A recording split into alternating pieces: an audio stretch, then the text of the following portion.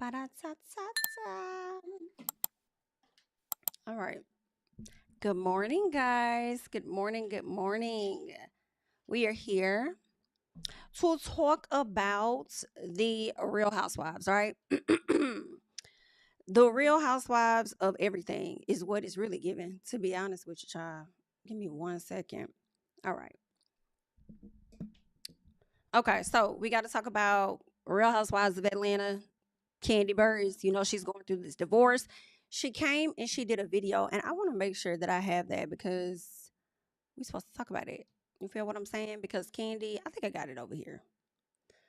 Because Kandi went over onto her Amazon Live, and when she went over there, she kind of touched on some things, right? And excuse me. We also got Miss Eady, who done came back to the front with this lawsuit, child. It's just a lot going on. We are going to get into the full review of Real Housewives of Potomac as well while we're over here. And the after show. So it's a few things that we're going to tap into. So make sure you're coming into the video and you are liking up the video for your girl. And let me just see something real quick. Okay. Give me 1 second, guys. Make sure you come in, you like the video. Give me 1 second.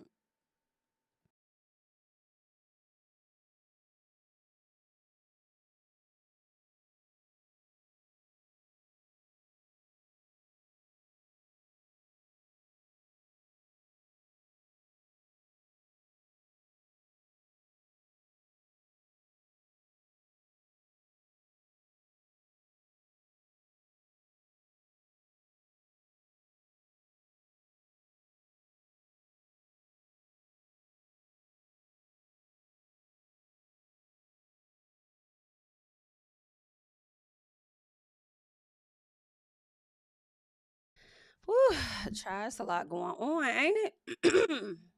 There's too much going on out here. The ladies have not given it a rest yet. Okay. I ain't mean to holler in y'all ear like that. My bad. But it probably woke some of y'all up this morning. So good morning. Good morning to the people. Good morning. All right. Let's see. The first thing, first of all, y'all know how I like my likes to match, okay? And we giving 100 and some of y'all that's being nosy. Okay. 100 and some of y'all being nosy, but 100 and some of y'all ain't liking up the video. And y'all know I like my likes to match. You know what I'm talking about, girl. So go ahead and do your big one for me, period. All right, so the first thing I want us to get into, I think we'll start with Gizelle, Bryant, and Robyn Dixon, okay? Y'all, I'm going to be clearing my throat a lot, so please forgive me because I don't know what's going on. But anywho, so y'all know Mia Thornton, unfortunately, got arrested not too long ago because she sat up there and stole out their house that she and Ink were over there renting. And unfortunately for them, they ended up because I didn't see anything about him, but I'm hoping that he also got a charge too, because why she ended up getting this charge? And he didn't either when they both lived in the space together. So maybe he did get arrested and it just hasn't come out yet or something. But I feel like they stole the property together, so they should both be charged. But anyway, it ended up being $11,000 worth of furniture that was stolen. She got arrested after being online laughing about Dr. Wendy not too long ago. And I want us to check out what Reasonably Shady had to say about Mia being arrested for stealing this stuff. Okay, so let us go ahead and check it out over here. Talking about Mia? Yes, we can talk about Mia now. Lord, the Real Housewives of prison. No, I'm not taking that. I'm not taking that because Mia's no longer a housewife of Potomac. Okay. So we're not going to put her, we're not going to add that title for her. Okay. Leave. We're not in prison. I'm not a goddamn criminal. God damn it. I'm like, at this rate, I'm going to be next, y'all. No, I don't know you what I'm ain't- going to you jail ain't for, going to but I'm going to jail? be next. I don't know what it's going to be for. You don't. Robyn, why would you speak that over yourself like that? What you got going? You mustn't did something. Cause that's not sounding right. I mean, did one do something that's probably gonna get both of y'all tied the hell up? I want to believe that you're being sarcastic, but I'm just a little confused as to why you would even want to speak something like that over yourself. Like, I'm cringing. Commit crimes that I know of. It's going to be for something stupid. I don't know. I'm not putting that on me. I ain't going to jail. No, I don't I'm commit not. crimes. I don't play. I'm not a criminal. But I yeah. don't steal things that are not mine. Yes. Even men. I don't even take people's men that are not mine. Okay. Okay, so Mia Thornton the other day was arrested at the airport. She had a Child. warrant out for her arrest. Oof. For stealing furniture from a Rental property. a furnished rental. Yeah. So like staged or furnished. Yeah. Yes. Yeah. And they made, I don't know the whole story, but it made it seem like she was trying to make a getaway at the airport. And Well, if you watch the body cam, she says it's in storage. yeah, So you took it. right. And apparently I saw some other, I don't know if this is true, but I saw some other video and they said that the owner was in China. Okay. And I guess Mia thought this woman was never coming back Okay. and took her furniture. But why would she put it in store? So you put the furniture in storage. Yeah. To do what with? Like to, Listen. Mia was trying to make out like a bandit. Her and Ink, because Ink was there too. really? They mentioned his name. No, she said something about Gordon. She asked the police if Gordon was. No, she said her ex-husband, and keep in mind she got two of them. So I don't know if it was Gordon or the other son's dad, right? Because he lives in Atlanta too. So yeah, not sure. But I'm also like, well, I guess Ink was probably being processed himself. Who knows? I don't even know if they was together, but yeah. Still at the airport. No, it is whatever Ink's real name is. That was the name mentioned. Oh, really? Yes, that's recent. And she said something about a roommate. That was I heard her him. say something about emails and her roommate. Okay, so this says update: Mia Thornton accused of moving out with ex-boyfriend DJ Ink. I don't know that I believe this headline. Oh, this headline is not true. Yeah, I don't know.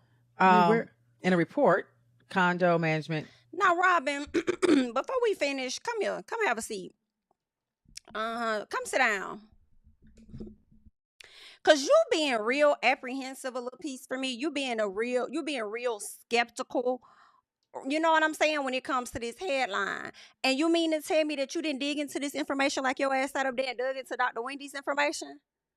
Because I did research on this. Ain't that's what you said? I did research on this. I was over here going through the stuff. And, I had really pieced it all together.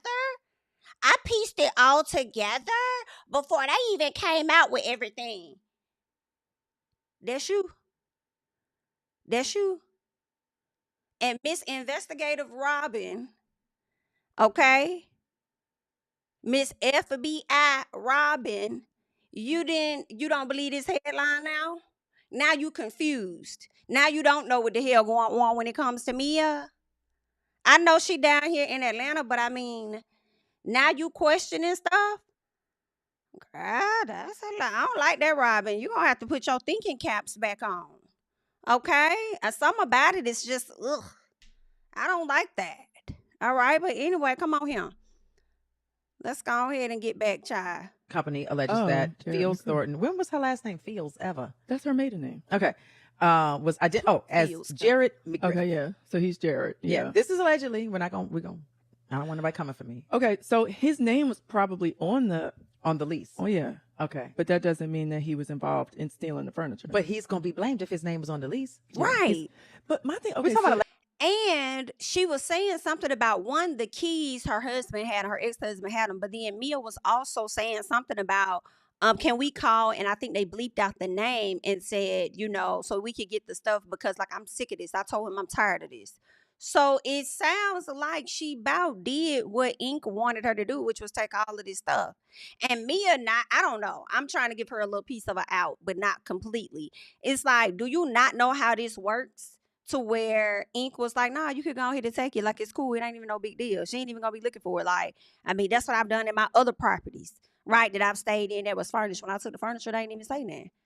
And then my thing is this too, because it came out that Mia was being evicted like back in August or September or whatever. The rent had gone unpaid for quite some time. And I'm trying to figure out, even if he pulled that play on you, what in your head made you think that it was smart to take a person's furniture out their house after your ass already wasn't paying their rent? You know they're not paying the rent. That's crazy, girl. That's insane. Girl, yeah. I was thinking that, if the woman if me and them give the lady back her furniture, whoever the landlord is, give the furniture back, they could potentially drop charges. Bitch, I'm not dropping motherfucking thing. You know why? Because you still owe me some money. You still owe me some money, which is why y'all had to get out anyway. You thought that you was going to leave like a thief in the night. Well, y'all was thieves in the night, true enough. But you thought you was going to leave without making any type of announcement and you was going to take my shit too? Oh, hell no. Okay, so y'all finna have to pay the back rent, the stealing of the furniture, the interest, okay? On top of that, and whatever could have affected her from renting the home to somebody else in a timely fashion. Because she ain't got her shit back. $11,000. Like, what are we doing here? Right. Me, a girl, you could have called me. I'd have probably given you $3 for some furniture. I was just finna say, Gizelle, stop fucking playing. I was just finna say, stop. Stop a fucking playing. You was not finna get no 11,000. But when she said $3, I was like, okay.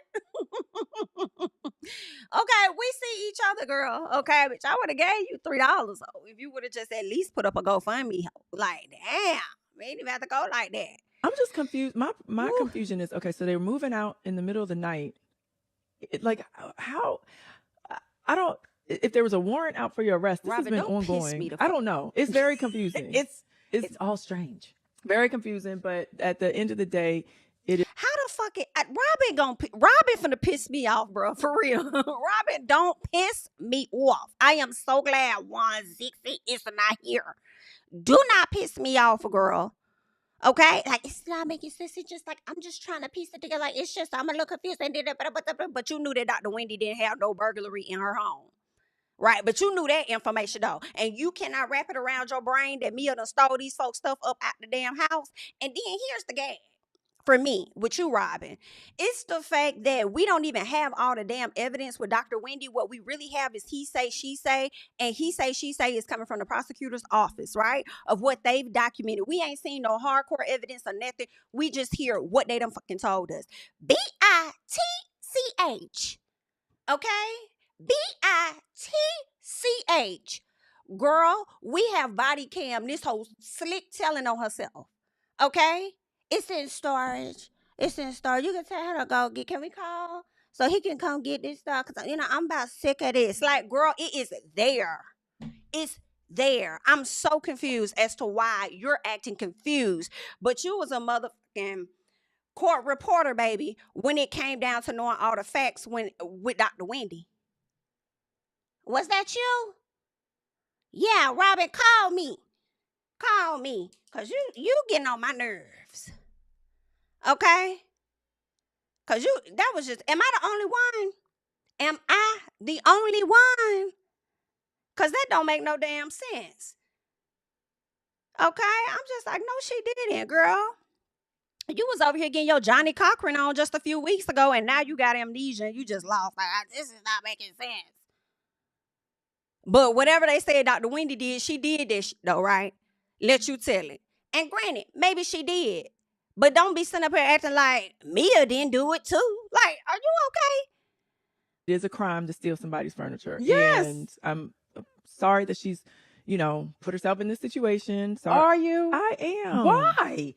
You thought about it and you decided. It's so funny, the conversations are hilarious, whether it's a panel, 2-person or whatever, because when it was Dr. Wendy, more so Gizelle was on Wendy's side, whereas Robyn was like, no, da-da-da-da-da. Now Gizelle is sure that what they said Mia did, she did that shit. And Robyn is now on the opposite side, like, well, I really feel bad. I really hate this. No, I really do. I really feel bad for her in my core. I feel terrible. It's hilarious. Because it's really, and we all do this, right? We believe facts or not believe facts at times, not all the time, but at times based on who we like. And this is hilarious because just the other week, both of y'all was singing a different tune. Gizelle over there believing Dr. Wendy, like, I'm going to rock with her, right? And now she like, girl, fuck Mia. Mia did it. That sound like her MO. Yeah, she full of shit. You right. Yeah, she did it. Girl, this is hilarious. To commit a crime. And now you feeling sorry for her? I don't. Okay. I say? I feel that whatever's been going on in her life lately, it's not just this incident. I just feel Have like you talked to Mia? Okay. Okay. I feel that whatever's been going on in her life lately, it's not just this incident. I just feel Have like you talked to Mia? I have not. Okay, so how do we know she's going through something? I'm just saying, okay, she's just let's start with you know, they stop tugging on that wrist. Stop pulling on that shirt. You don't need to pull on that shirt no more. It's been pulled enough, okay?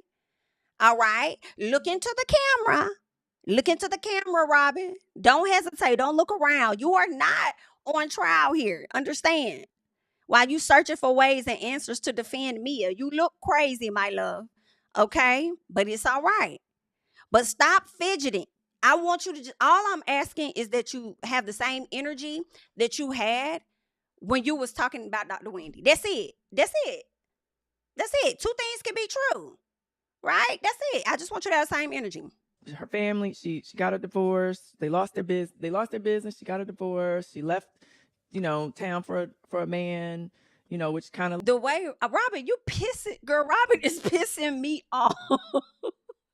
The way she fidgeting, and it's so funny. And I feel like I'm being harder on Robyn because when it came to the conversation with Dr. Wendy, yes, guys, yes, I like Dr. Wendy. However, Gizelle didn't even do all of that when it came to Dr. Wendy. You know what I'm saying? She just said, I'm not sure about this. I don't know. I wonder if it was Eddie. I think it could have been Eddie. You know what I'm saying? Type of thing. But she wasn't fidgeting, coming up, trying to make up an excuse for somebody. Like the girl. It's so funny. Ended up being the demise of her on the show, which I think she probably had planned to be on the show for a while.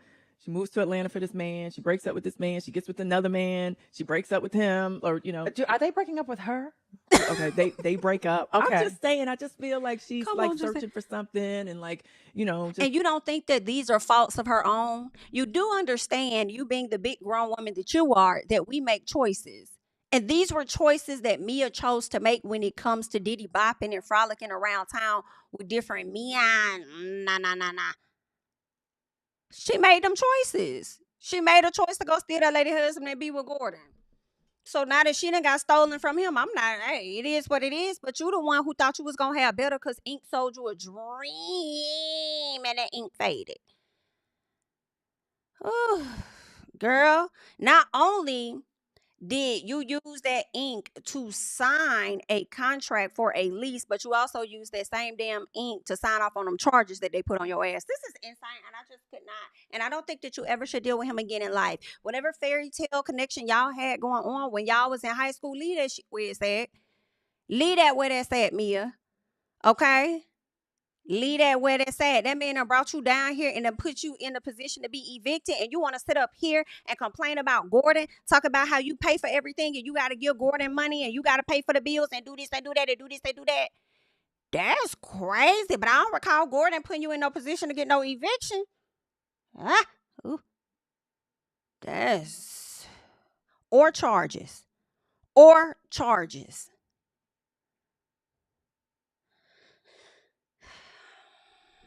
Girl, let's keep going. This is terrible. If something's not stable in her life, that's just my perception from what I see. But this is called life. It seems like life is lifing for her. Yeah. And when life starts lifing, you've got to make good decisions. Yeah. Got to make great choices. That's true. I think she's making some poor choices. Yeah. That in those cases, I never say, you know what, I feel sorry. Not in this case, goddamn it, because we know Mia. She did this and she thought about it and this is what she decided to do. Yeah. Okay, but if you want to feel, because Robyn's always feeling sorry for people. I'm here for now. you on that, but I'm just no. I just for anyone that is going through any type She's of not on my prayer list. issue. Okay, I just hate that they have gotten to a point where they're in this situation. That she felt like she needs to steal 11,000 Yes. TV off a wall. Yes. This, you know how much TVs cost nowadays? $50. Like this is not expensive. Shit. And she over here talking about Dr. Wendy coming up with this damn burglary. Now I feel like it was all a scheme that Mia set up to take that shit out of Dr. Wendy in them house. Okay.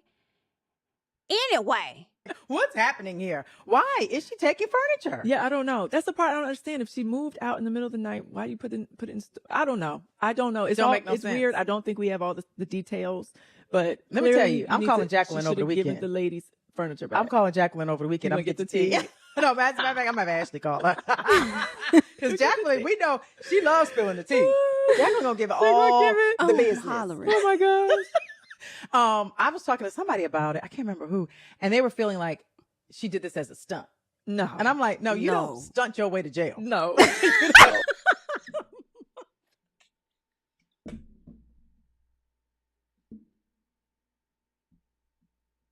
Yo, Gizelle.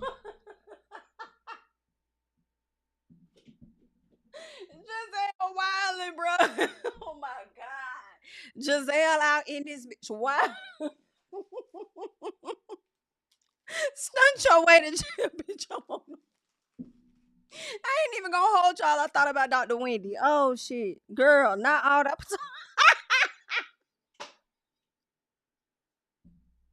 Girl, all these Potomac housewives stunting their way to jail. Karen, stunting. Talking about she gonna be fucking vindicated, bitch. Okay? Wendy around here acting demure as fuck, knowing they mouth staged that damn burglary. Now, all the other charges, I don't know, but I'm starting to think y'all did stage that part, bitch. I'm hollering. And Mia over here taking shit up out of folks' house, getting charged and evicted. Bitch, I am done. That whole system. Yo, oh my God, stunt your way to jail. The way all three of them got that in common when it comes to fucking stunting. And this is why, you know, Gizelle reminds me of why I liked her in the beginning, right? Because I thought that Gizelle was funny. I felt like for the most part, Gizelle kept it real for the most part, right? I have, like Gizelle, this is why I think in my personal years from today, Gizelle still gonna be living good and comfortable, in my opinion. Okay, I don't know that to be fact. In my opinion, because she not trying to stunt. She's okay with people dragging her about her fashions. That lady lives within her damn means. Right? Which is something that a lot of us do, but I also understand people kind of want to get on her case because of the idea of what housewives are supposed to look like and why the show was put together. You're supposed to be glamorous, have this going on and all of that stuff. But Gizelle, I ain't get caught up in the hype, okay? Like, I know I look good, girl. I can walk out here in the paper bag and I'm gonna be fine, okay? Child, let me tell y'all over here trying to stunt for us people that high-key don't matter for real, but matter a little piece if you want us to buy into what you got going on. But at the same time, girl, we not gonna be round up paying them bills. You is. You feel me? Baby, listen, you over here trying to have the best fashions for us? Girl, that you got to concoct schemes and stuff. No, ma'am. Baby, Gizelle, you took me out with that, baby. You on one with this video, and I love it. I love it, girl. Stunt your way to jail, bitch. I'm on the floor. Because that's exactly what the people doing. And Robyn trying to stunt herself on to jail, too. Sitting up here talking about, I'm going to be next. Bitch, I wish I would put that on me. Girl, hell no. Like, why would I do that? They were feeling like she did this as a stunt. No. And I'm like, no, you don't stunt your way to jail. No. You know, like to get back into like the news. Oh no. I don't. Not with this. No. No. No.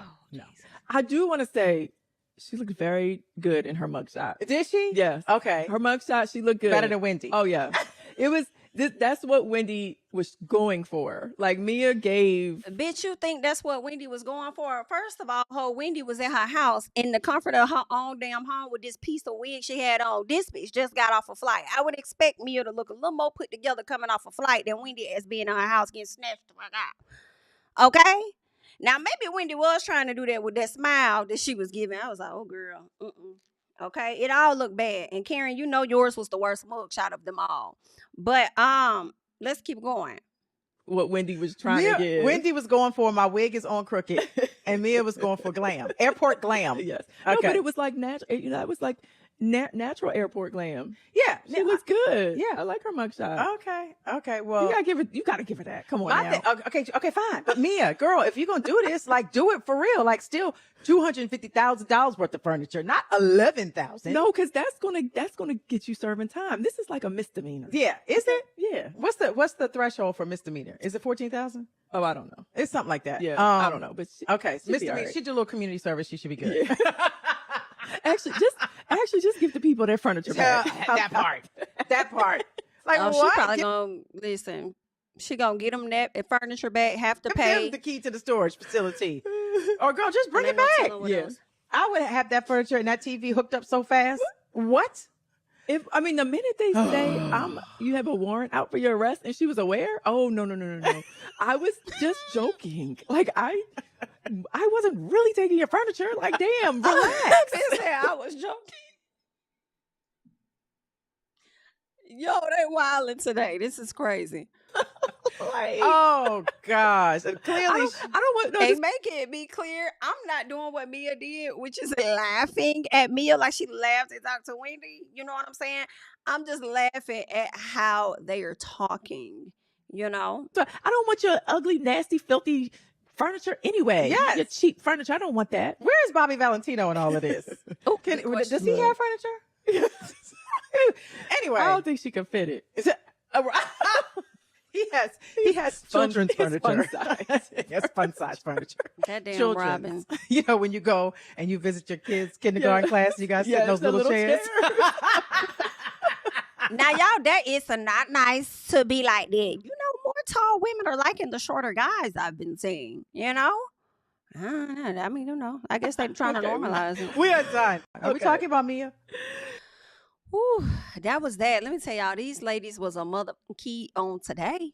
Okay, they may not have been no key any other time, but they was a key on today. Gizelle said, "No, you don't stunt your way to jail. I'm on the floor." Now, let us keep going because I guess it's Mia's birthday. So Mia decides to, put a post up, in honor of herself. She put her AI picture up, and I'm like, go for it, mamas. You know what I'm saying? So it says reborn, recentered, refocused, year 41. May it be soft, wealthy, protected, and intentional. Mia Moore. She says this new year is about rebuilding, refining, and rising with purpose. I'm grateful for the clarity that comes through adversity. And I'm committed to moving forward with integrity and grace. Thank you for the love. My loves, right? So her birthday is coming up. No, her birthday is today. She says composure over chaos, over noise. This birthday is choosing alignment, elevation, and elegance always. You know what, Mia? I'm glad that you were able to get out of jail in time enough to celebrate your birthday, though. This past week reminded me of the importance of staying grounded, especially when life feels loud. I'm stepping into another year with clarity, accountability, and gratitude. Challenges don't define me. How I rebuild does. She says, I don't break. I become better. Happy birthday to me in the midst of unexpected moments. I'm remembering who I am, a mother, a creator, a woman evolving in real time. I'm choosing peace, accountability, and personal growth. Thank you to those who continue to support my journey. All right. So that is what Mia said on these posts here that she has. She's embracing the next chapter and everything. So it's just pictures of Mia, right? And her being really happy. So that's what she got going on. Me, I'll be honest, I don't know how to take some of these posts that you have because you came to us when you moved to Atlanta and you left Potomac. You had all these grand things, and I'm looking forward to what's next for me. And I got these great things on the way. If you ain't seen nothing, you ain't seen nothing yet. Whoop de whoop de whoop. You've said a lot of things, and it led down the wrong road. Okay, so I do think that don't attach yourself to nobody else. Focus on getting yourself together, right? Focus on your kids if you can do that. And, I guess your relationship with Gordon or whatnot. But I don't think you should attach yourself to no other man, especially if they're going to leave you in a situation like this. So, best of luck to me, y'all. Good luck with you and them children, okay? I had to get into that because that was something. Let's see what else we're going to get into on today. Child, we got to get into Miss Eady. Give me 1 second so we could get into Miss Brittany Eady. You guys remember this woman from Real Housewives of Atlanta? The young lady that was creating issues with Kenya Moore. She was beefing with Kenya Moore all by herself. All by myself. I wanna be Anywho, well, we talked about this over the summertime where people were saying that, Brit Eady had filed that lawsuit against Bravo.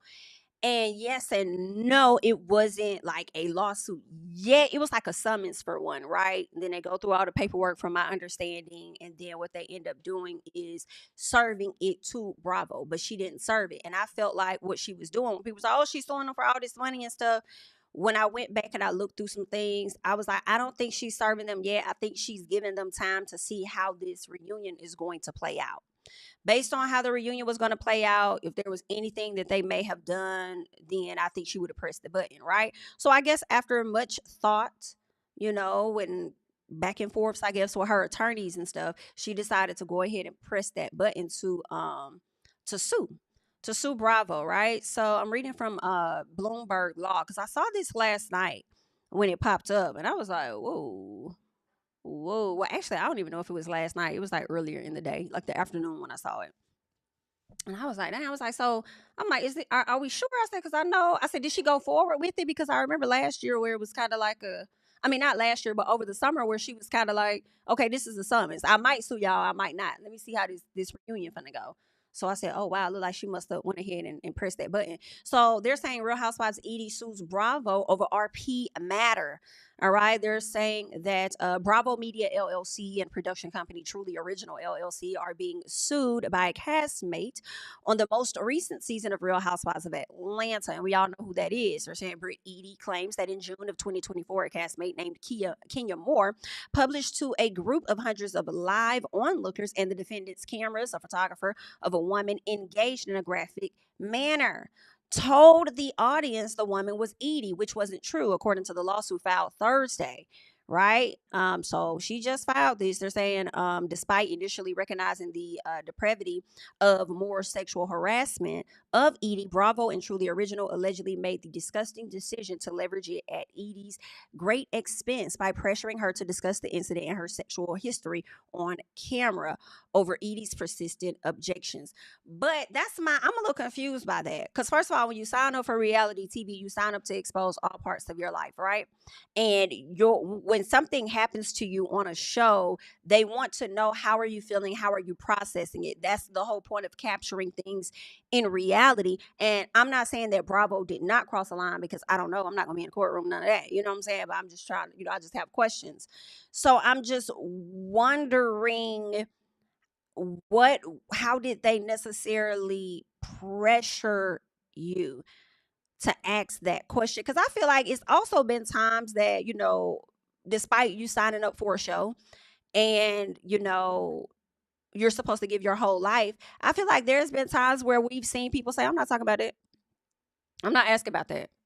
Right? People can ask you questions all day on camera too, and you still could be like, I'm not going to open up about that part. Like, I feel like although you're supposed to share your life, I feel like people have also kind of withheld some things. Hell, Robyn withheld her whole situation with Dixon, and the cheating or whatever the case was.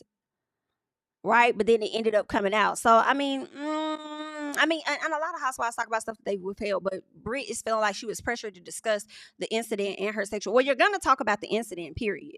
Right? Because it happened on the show. It's a part of the show. It's very impactful. Right? We have to talk about that. But then your sexual history, I don't know. Y'all let me know how y'all feel about that, especially the attorneys that dabble in this sector of law. Like, hop in the comments and just let me know y'all thoughts, because it's just very interesting. Now they're saying defendants knew immediately that Moore's photo presentation was beyond the pale, hugely improper, and well beyond the show's standards, expectations, and stated sexual harassment. Right? They're saying Bravo and Truly Original sought to gaslight Eady into thinking it was in her interest to discuss these highly personal sexual issues. And see, this is where I'm also a little confused, because the person was never you in the photo, because you came out and said that it wasn't you. In addition to that, I feel like one thing Bravo did do was reprimand Kenya by removing her from the show because she made you feel uncomfortable. Not removing you from the show because you made her feel uncomfortable talking about pop, pop, pew, pew, pew, right? But Kenya was the one that was removed from the show based on her actions, right? So I also don't really recall a lot of people coming to you pressuring her to talk about it. but it don't mean production didn't try and force it behind the scenes. You know what I'm saying? Because they do bring certain things to the front that they want somebody to bring up or address. But I don't really think it was a lot of that. And if anything, when the ladies had the whole brunch, it was more so catering to your feelings. Some people just didn't care. They shrugged their shoulders. And you didn't like that, you couldn't take that. So I don't know. Now, they're saying that the defendants then twisted the knife in another grotesque display of sexual harassment and retaliation by telling Eady that they were planning to invite more back to the show for the following season, and that if Eady wanted to be on the show next season, she would have to do so alongside Moore, her harasser, right? And girl, y'all was harassing each other in my personal. That what she did was harassment in that moment, but I also feel like y'all were harassing each other. So just as much as she would have to come on the show to film, or you have to come on the show to film with her, she got to come on here and film with you, somebody that also made a threat, right? This is crazy. I feel like I want to say Brittany has a case, right? Because attorneys pick it up, but attorneys pick up cases all day that they know they clients likely won't have a leg in, like, like they not gonna be able to win, right? A lot of people pick up those cases because they're gonna get paid from you, or if there's a way for them to finesse the network out of some type of settlement, they will, if they can even get you a few $100,000s or something. So this is interesting, and I feel like the reason Kenya did not return to the show again is because, in my opinion, not only because of what she did, but also wanting to see what the next move was going to be with Miss Eady, right? Whether she was going to want to try to come back like they're stating, or if it was like, is she going to try to sue? So let us just wait and see. So I feel like Kenya may be able to return back to Real Housewives after all of this may have fizzled out, potentially. We shall see, potentially. And also, I feel like I don't think that Bravo should wholeheartedly punish Kenya for what was done, because y'all have to take accountability for your part as a network, because y'all still showed it. Even though this woman came back to us and told us that it wasn't even her in the photo, right? So yeah, like y'all didn't have to show that. And actually, they didn't even show it to us, but we understood what was pretty much going on at the same time. But anywho, they're also saying that on June 5th, a notice filed with the New York Supreme Court on June 5th describes some of the same allegations as Eady's federal suit. So this is a federal suit, but the state proceeding was discontinued Thursday. Now, Eady alleges that Bravo and Truly Original violated New York State and City and Atlanta. They're saying Truly Original and Bravo violated New York State and New York City and Atlanta sex discrimination laws, right? They're saying and committed retaliation, negligence, breach of contract, breach of fair dealing, and intentional infliction of emotional distress. Eady seeks damages, including back pay and front pay, and past, present, and future pain, suffering, and other hardships arising from Bravo's and Truly Original's conduct, punitive damages, and cost of the suit, including attorney's fees. Okay, so hearing all of that racks up to quite a few millions of dollars. Now, I don't know if there's a number amount attached to it, but it definitely sounds like millions and millions and millions of dollars in my personal. Right? I don't know. Well, it looks like she is looking for like a jury trial. I don't see this making it to trial. There could potentially be a settlement, but it could also go to trial. And if she doesn't win, it's gonna go away very quietly. We won't hear nothing else about it. And it could be, I don't know. I also could see this being a negotiation thing for a very long time. Her not getting anything out of it, and likely losing a lot of money because of it. And then when there is a settlement, it may be like sealed information to where she really didn't get nothing out the deal, and neither did Bravo. But I guess to further save her reputation, let's not put it out there. Like, I honestly, in my personal opinion, okay, don't take my opinion as a law one, because I'm not an attorney, girl. Okay, just my personal opinion. You could like Brittany all up and down, left, right, in a circle in the U.S. and out. I don't see her getting a dime, but that's just me. I would love to be proven wrong. Like, she won this. And if she does win this case, a lot of other people that's been a part of these reality shows are also going to be able to win some coinage off of this, potentially. right? Not off of her situation, but they're definitely going to use her situation as a reference in their own lawsuits, I'm sure, and be able to receive some form of compensation at a later time. But even if she does kind of win, is like I said, I feel like it's probably going to be private details. Case may be sealed up at that point because Bravo is likely not going to want anybody else to be able to comfort them in the same type of fashion. So I don't know. And even though to us or to me, it seems like, well, that's what you sign up for. Yeah, but it also don't mean that there could not have been illegal things to have taken place. You know what I'm saying? It doesn't mean that the things that she's mentioning didn't happen and she didn't have a right to come forward to sue for that matter, right? A lot of us sign up for jobs and stuff. And then some of the things that we receive from those jobs, especially when y'all be over here doing other folks' work. Hello? I don't even know if there's a lawsuit for that, child. But you sign up for these jobs, but it don't mean that there aren't certain parameters that you can use against that job in an effort to, sue their ass. So we shall see, because I don't know, but I mean, I don't think that's gonna happen. But I will say that the NBC Universal Executive Vice President Jennifer declined comment on behalf of Bravo, the attorneys for Eady, and spokesperson for with Truly Original did not immediately respond to the request for comments at this particular time, is what they're saying. So yeah, that's what's going on. Over here on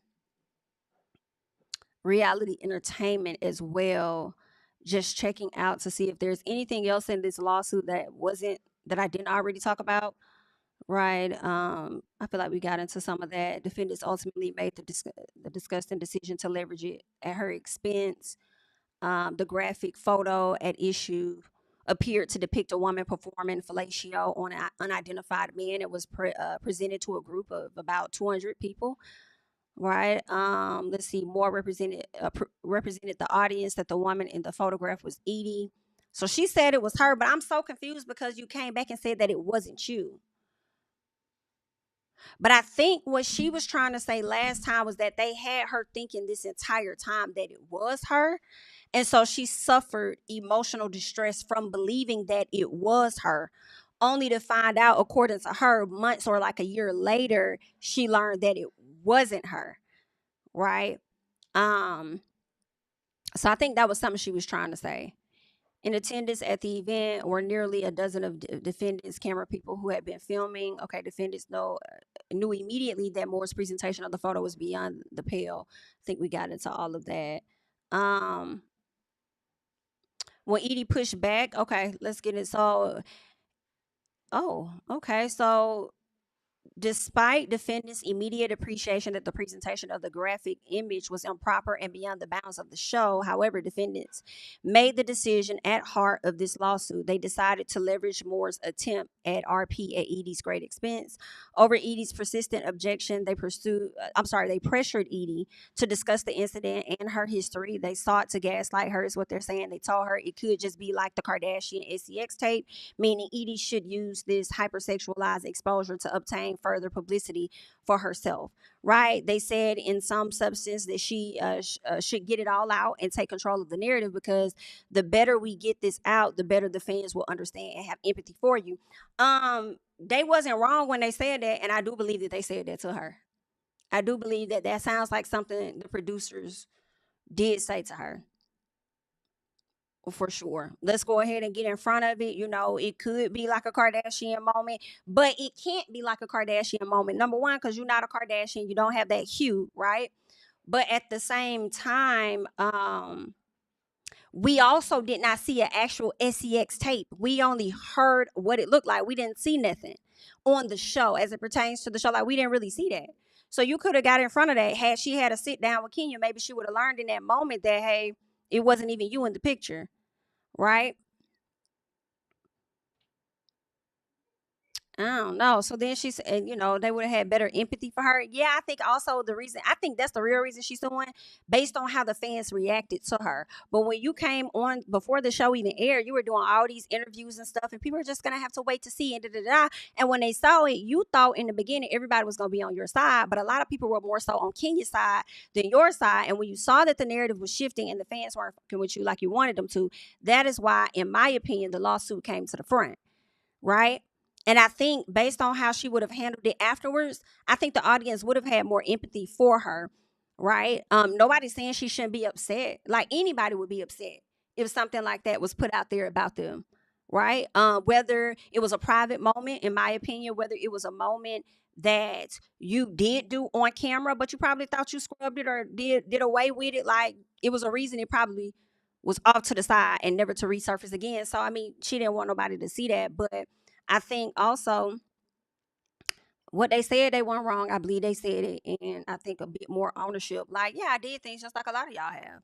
You know what I'm saying? Whatever. I'm moving forward from this. Like, this will be my last conversation about it. I don't care to interact with a person as disgusting as that. Whatever it was, you know, I think it could have been a better ownership of the situation versus moping around like, whoa, this happened to me. Whoa, this was done to me. Whoa, whan type of thing. Right?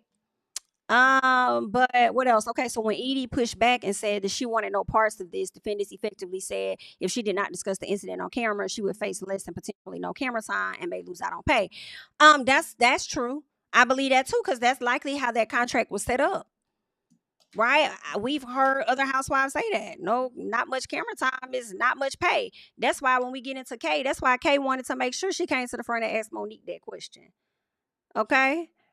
Because as much as they think Stacey want to be a part of the conversation, y'all do too, so y'all can get y'all chicks and stay on the show. But anyway, so at first, Eady relented to the enormous pressure and ultimately discussed her most intimate, personal, and sexual moments with defendants, producers, and in front of their cameras. I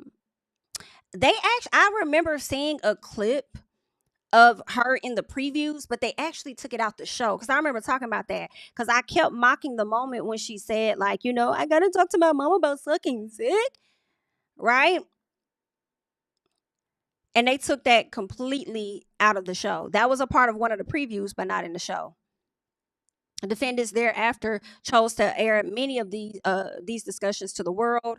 They're saying all the while defendants continually rejected Eady's efforts to investigate the incident herself, even refusing to allow her to see the photograph that Moore presented. This, I think, is very wrong in my personal, which would have revealed to Eady that the photograph was not even her. And I feel like some part of me feel like that's what y'all get, because y'all saw it, likely knew it wasn't her, so why didn't y'all show that to her? If you were trying to avoid a lawsuit, you still ended up getting one anyway. So why not? And I just don't think that's cool. Like, I mean, who wouldn't want to see that? Who wouldn't want to, like, anybody would want to see that, right? Like, I mean, what was shown? I need to see what this is. Let me see what was shown to the people. Some people may not have wanted to see it, you know, but yeah. Also, what I'm wondering is, was this a real person or was this an AI photo? Now that I'm thinking about it, and what got me thinking about it, they're saying it wasn't even her, and or that it was a deep fake. Could have been a deep fake. Hell, Megan Thee Stallion is in a lawsuit with Milagro right now over harassment. But it's different to me because there were years of pile-on harassment when it came to Megan from Milagro. And the deep fake, although Milagro did not repost it, she liked it, she hinted at, go check it out. So you slick promoted it, right? And it was a deep fake of Megan. And then here we are, Kenya, you actually posted it, right? But again, we don't know if it was a deep fake or if it was just the image of somebody completely different that was not her at all, right? Maybe had a side profile that looked like her. She's like, I'm gonna use this. I'm gonna embarrass her with this, right? The defendants twisted the knife. We got into that. They had told Eady that they were planning to invite more back. Got into that. Enough is enough. Shortly after Eady announced that she would not be returning to the show, no one would dispute that the Real Housewives franchise trades on drama and often highly interpersonal drama. Well, here's the thing. I'm so glad that you guys said that. Nobody would dispute that. So if no one would dispute that, then that means that when your client decides to sign onto the documentation to say that she wants to be a part of this show, that means that she was very well aware, with Housewives having the history that they have had over many years and multiple franchises. You cannot tell me this woman came onto this show without understanding the parameters of this show. However, with me saying that, it still gives the part where she didn't know she was going to come on a show and somebody would put it out there like that, to where she was engaging in some sexual type stuff or whatever and post it to people. Right. So that's going to be, I would love to be in this courtroom, just to, not even for the gossip of it all, y'all, but just to see how this is argued back and forth. I like stuff like that. Okay. I just would love to see, like, what's your defense to this? And what do you have to say to that? How do you attack certain points in their lawsuit? Right. Because I know I got questions, but I ain't no attorney. All right. Now they're saying no one signing up to appear on the Real Housewives would expect Eady, would expect it, and Eady certainly didn't.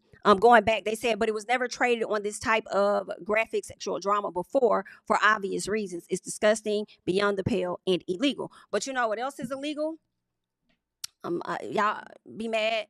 What else is illegal, disgusting, and beyond the pale? In my personal, women find taking glasses and throwing them bitches at each other. Like, they was getting down over there. Real girls get down on the floor over in Beverly Hills, right? So all of that, to me, is disgusting, and it is illegal, because if the cops pulled up, somebody is getting arrested, right? Somebody getting arrested for throwing them hands. Like, you're not supposed to be doing that type of stuff, girl. Come folks throwing hands, grabbing hair, and wop baba loop bop wop bambooing on people. Like, you're not supposed to do that. All that stuff is illegal, girl. So anywho, no one signing up to appear on the Real Housewives would expect it, and Eady certainly did not. Defendants have no immunity for sexual harassment and anti-retaliation prohibitions, and their conduct unquestionably fits within them. Eady brings this action under those laws and the law prohibiting intentional infliction of emotional distress, breach of contract, and negligence to hold defendants accountable for their unlawful and unjustifiable actions. I don't know. I would love to see how Bravo is going to respond to this, and I would love to know what portions of the contract highlights them to be able to avoid some of these things, right? Or to defend some of the things that they're being accused of. You know what I'm saying? So let's see what some of these people say. Okay, somebody says she said out of her own mouth multiple times that it wasn't her, so I'm confused by this narrative. Anyways, this is what Bravo gets for choosing her over Kenya. Okay, I feel the sentiments. Okay. Everybody's confused because she said that it wasn't her. And just for the people that may be confused, what I think she's doing, as I've said before, and I'm going to reiterate it, I think that because she did not know that it was her, she feels like, in my opinion, they prolonged the emotional distress and the backlash by not allowing her to see it until, well, I don't know if she said it was months later or like a year later or something, when she finally saw it, and she said, hey guys, it wasn't me. And I feel like the reason they did let her see it a year later is because they probably knew she was finna sue them or something. And they were like, okay, listen, this isn't even you. We understand you want to sue, but what is it really good for? What is it worth if this isn't even you? Right? And she's probably still mad and pissed because, once again, it did not go in her favor. The fans don't like or support her how she expected them to. And now it's on some, okay, but I still had to endure that. I still dealt with the depression of it all. I still was emotional about this and that. Everywhere I turned, people thought this, whatever. It wasn't cleared up. So I do feel like part of that is Bravo's fault. You know what I'm saying? Because as much as they got Kenya off the show, I don't know. I feel like had Kenya stayed on the show maybe a few more episodes for them to have like a serious sit down, maybe things could have potentially been fixed.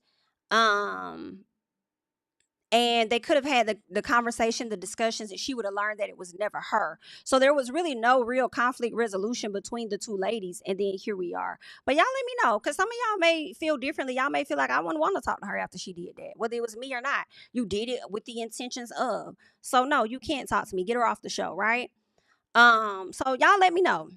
Let me know, y'all, how y'all feeling about that. But that's what's going on with Miss Eady. She did move forward. She pressed forward with putting this out here. Now, Miss Eady, I think, in my opinion, now that you're still in Bravo, I think you should just scale back on the social media a little bit And like, do your thing. But you did say some things about Shamia like a month or so ago. And you said that it was facts when you came out and said that she was caught fucking somebody on camera while she was married. Now, I don't know if it was like a previous marriage you're referring to or the current marriage that she's in. But if it's proven to not be true, so I just feel like just don't say nothing else. Just go and get this under. Let's just figure this out, okay? Let's just figure this out, right? And again, I know a lot of people may want Kenya back on the show, and I'm only talking to the ones that want her back, child. Not y'all that can't stand her and don't want to see her back. But the reason I believe she's not back is because they were trying to figure out how she finna move with this lawsuit, and they probably didn't want it to look bad on them that this lady is suing them, and they still brought this person back to the show. Right? Because honestly, it also would give he say, she say. If they told her that to her face, like, hey, we were thinking about bringing Kenya Moore back to the show, yada, yada, yada. If she don't got no documentation of that, is that true? Did they really tell you that? And we're not going to bring her back, because if we bring her back, then it's going to confirm what she's putting in the suit already. That, yeah, that is something that we said. So, I don't know. It's going to be real interesting. Hopefully they don't be trying to seal up no records, girl, so I could just tap in there and just learn. Okay, as an unofficial law student, I mean, you know, hello. As an unofficial student getting a master's in law, hello. As a volunteer, hello. And just let me read. I ain't got to tell nobody if y'all don't want me to tell nobody. I just want to read to get an understanding. Matter of fact, let it be live. Do the trial, cover it live. But at the bare minimum, let me get the records just so I can read and see what's going on. Okay, so we can learn some things with this. But, you know, good luck to her. You know, good luck to her. A lot of people would probably be doing what it is that she's doing, you know, whether you like her or not. If she felt like she was hurt in some capacity, she got a right to sue. If, you know, whether she going to win the case or not, we'll have to wait and see. But best of luck to her. And I hate it, too, because I feel like I could see a little bit of potential with her. But I think it would have only gotten better if I feel like the audience didn't, you know, if she was more so on the favor of the audience, it probably would have got better. That whole back and forth with her and Shamia was a bit of a kiki. So, I mean, I think she may have had potential, but zoning in more so on Kenya. I hope nobody else that goes onto a housewife show guns for the person that's been there the longest. And I feel like they do that so they can secure that camera time, right? So it's like, don't do that, because that don't always work out in your favor. But good luck. Right? Good luck. All right. Make sure you guys are coming into the video, liking up the video. Is something in my eye? You feel like it. But make sure you guys are liking up the video. Shout out to y'all. We got 600 plus in the chat. So can we get to 300? Some of y'all probably at the house, okay, working from home, watching me on TV. So I get it. It be like that, child. But just hit the like button for me. Now we have to go into this devastating news, y'all. Kandi Burruss and Todd Tucker. That's really, it's sad, right? It's sad. I really hate that they are getting a divorce, but at the same time, I'm all for people being happy. And if you have not found yourself to be happy for a long time, why are we wasting time? Because as much as some people may try and stay together for their kids or something like that, are you really doing them a good service? You know, you may be doing them a disservice if you're remaining in an unhealthy relationship, because you could likely be teaching them unhealthy ways as well. And they may get the best out of their parents in a co-parenting ship than as a unit. And, you know, I mean, they lasted much longer than a lot of people, right? They made it beyond 10 years. I feel like people have been trying to put these separation allegations on Kandi and Todd for a very long time. I think in my personal that Todd definitely, I kind of feel like he weathered the storm a little bit. I know y'all ready to chew on my neck bone, girl. Just add some hot sauce. Damn. Okay. And I say that because coming into the show, Mama never liked him. He never really got a full fair shake. You know what I'm saying? He never really got a full fair shake because he also didn't make as much. So even if Mama Joyce liked him, the fans was kind of like, what'd he do? You know what I'm saying? Yeah, he work in production, but he ain't got that Kandi Burruss money. Right? But I tell you one thing, I remember the what was his name? Not Black, but what was Candy's first? I think it started with a J. The first guy she brought on the show, and he ended up AJ. He ended up passing away, you know. And Kandi, man, when Kandi get with something, Kandi be loyal, bruh. When Kandi get with somebody, Kandi be loyal. And I'm not saying that you should not be. If you want your relationship to be successful, you know, you do your part. But child, when she got tired, I was glad. You know, rest his soul, because AJ ended up passing away. I do believe that he was I think he was murdered. Right? I think that's what happened. But child, let me take that back, because I honestly cannot recall if I just know he passed away. And I just didn't think he was the best 2 or 4 Kandi, to be honest with you. So when she got with Todd, I thought Todd was a bit better. May not be at her same status, you know, financially, but I thought that he was a bit better. And knowing that Kandi wanted to go into different productions and he's already doing that, I was like, well, shoot, they might be able to be like a little power couple or whatnot. And then for her to go on, she wanted more children. She had her 2 beautiful kids, Blaze and Ace. So I'm like, okay, good for Kandi, right? But you know, sometimes, I mean, it happens. Even, you know, we learned that she was very vocal about like doing threesomes. I believe she mentioned on the show one time doing NDAs. So she was all about being loyal and making her relationship a good one. You know what I'm saying? Where all the needs appear to be met. Okay. In a lot of different ways, considering the fact that she also is open with her sexuality as well. But I do recall a time where they did have issues about her being so busy. But I love that part about Kandi though, like just being like an ambitious bitch. I love that. But the problem with being ambitious is not so much as, yes, it is going to affect some men. Some men are going to feel away. They are going to start likely get jealous of you, right? But then sometimes it's not that, it's just the fact that, damn, you got so much going on, I'm just trying to stay connected to you, and how can we make this work if you're always working, you know? And then when she not working, when she with him, he probably complaining instead of just enjoying the time that they got. And not really just Kandi, I feel like I'm just speaking in general. He probably not enjoying the time that you get with your wife or whatever like that you got to talk about the times that she ain't available because she working and then that probably brought a strain on the relationship then, you know, just not having or not prioritizing the time between y'all to stay connected. And again, this is me speaking in general, really. I don't know their ins and outs of their relationship. We only know what they did allow us to see on TV. And I am glad that we did not get to see this play out on TV. Okay, because just hearing Kandi get her Lifetime Achievement Award, and she was talking and she did shout him out, but it wasn't like all loving and stuff. It was just like, yo, you know, thank you for weathering the storm through the blogs and the allegations and the lies and this and that, not knowing that another one was going to drop by the end of that weekend, instead of us being on some, this is not true. Nah, let me step in it. It's real, y'all. I'm gonna get a divorce from this, you know. But I mean, she did highlight. She did highlight him a little bit, but not a whole lot. But I mean, it's something that, according to her, has been brewing for a very long time. I want to get into something because now people are being so messy to the point where they are resurfacing some video of things that Kandi and Todd have talked about, right? It's a few of it. Let's get into it, y'all. Make sure you're coming in and you're supporting the channel. Let's check this out. Shout out to Bingeworthy. Uh-oh. We single. Shut up. The ball down. I would no. No. I gotta go.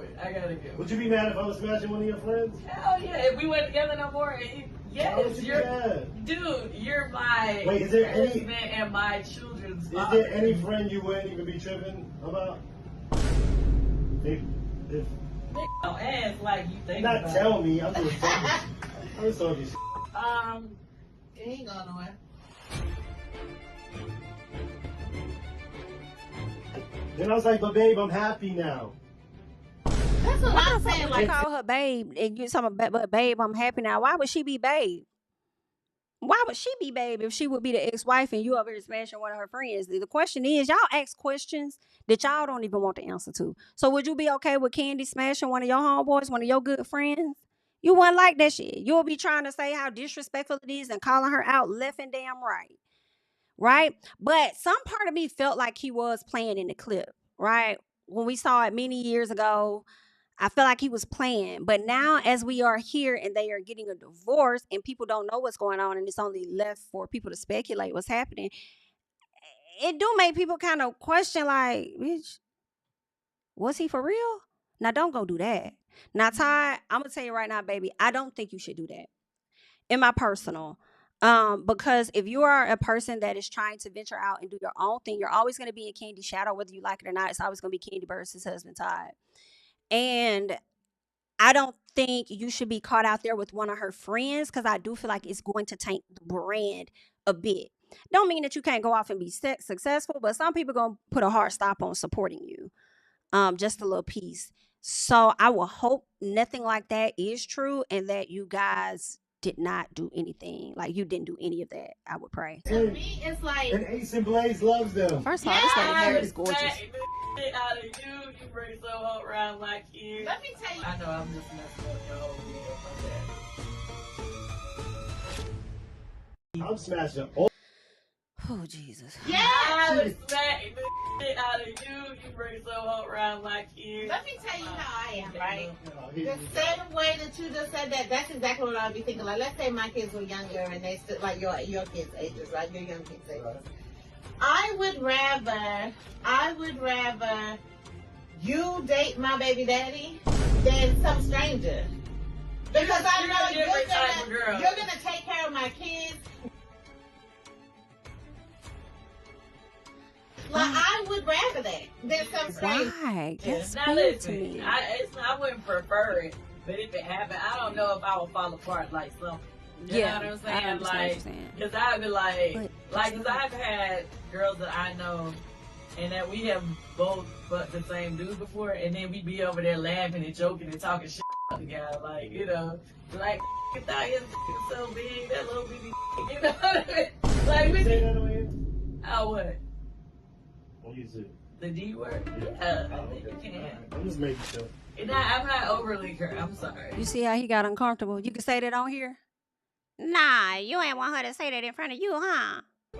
My bad. Maybe I should keep it clean. Yes, keep We it. should be saying that word. So let me. Yeah. I know I'm just messing up your whole video.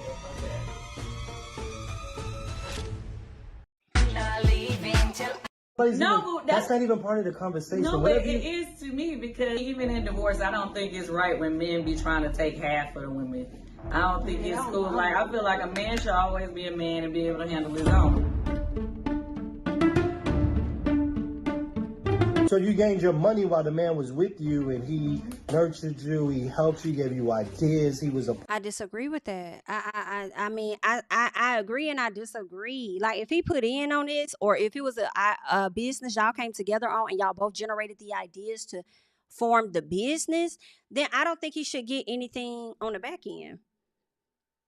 I mean, well, if y'all came together, then yes, I think he should get something. But if she put in the money for it to get it started up, and let's say even if she got her money out of what she started up, right? Whatever she put in, $100,000 to get this started, and then she got it back to you, and then y'all start making money together. Maybe he's owed part of that, right?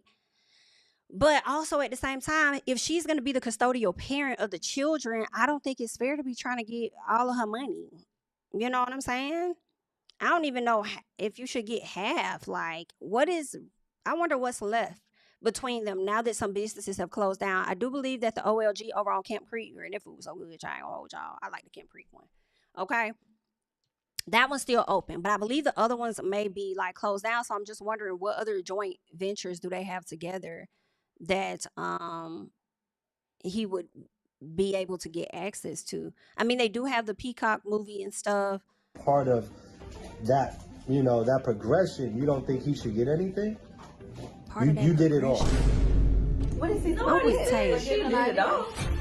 She looking like, what are you talking about? You do that. Let's work on this. Like, he's setting you up. He's organizing you. He's getting your shit right. You saying like a Wendy Williams situation? Oh, I don't really know that thing, but I'm just saying that he helps you blow up. I'm saying because he was you didn't, and see, this is where I think he's speaking like in general, and some people will apply this to him talking about their relationship directly, but I do kind of feel like you can't say that with Kandi in my personal, because Kandi blew up before for you. Right? Even in my personal, when she was receiving her Lifetime Award, and I know she gave a lot of praises to Bravo. She's there for Bravo. They're awarding her. But I feel like for me, people forget who she was sometimes, not all the time, that she was just very relevant before even doing Housewives. Right? You didn't help her get, I'm sorry. Her manager, right? Maybe if you helped on the Broadway sector, maybe y'all did that together and stuff. Maybe. No, I'm just saying someone who like really influences, who's really there. So now you blew up. You wasn't blown up. Now you blew up. Okay, I like how Steve Harvey say he is now with his wife. Steve Harvey and them don't. I mean, maybe he blew up after, you know what I'm saying, when he got with Miss Ma'am or whatnot, but he was already on the road to that. Like, he already had his show and stuff, I believe. The Steve Harvey Morning Show before he even got with Lori's mama, Marjorie. So I don't know, y'all. Y'all let me know, but we gonna tap into Kandi just a little bit. Let me see if I can find that one. Where is it? Here we go. She goes on Amazon Live, and of course, she's promoting things over there, but she does tap into her marriage just a bit, and we out for a divorce. So let us check this out. Paula Jones says, Candiace, good to see you in good spirits with so much going on. I'm sorry about you and Todd. Okay, so yeah. For those who don't really be on the internet, clearly, well, everybody who's been on the internet, I'm sure y'all saw that. I filed for divorce on Friday. And yeah, right now it's a pretty crazy time. We'll talk about more of that later. I don't want to be sad right now.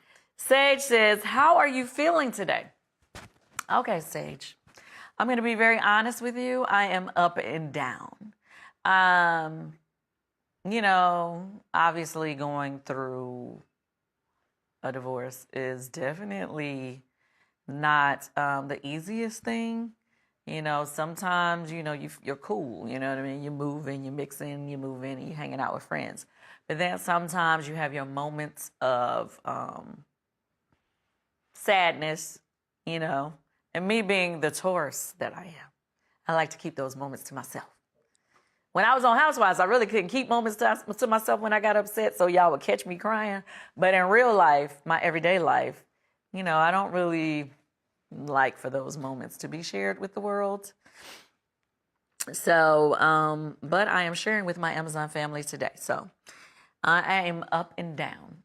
And to be clear, yes, I filed Friday, but, this is something that, has been brewing for a while. So all the times you've been seeing me online like, all of that means nothing. I've been going through it, y'all. I've been going through it. Life has been lifing me. Okay?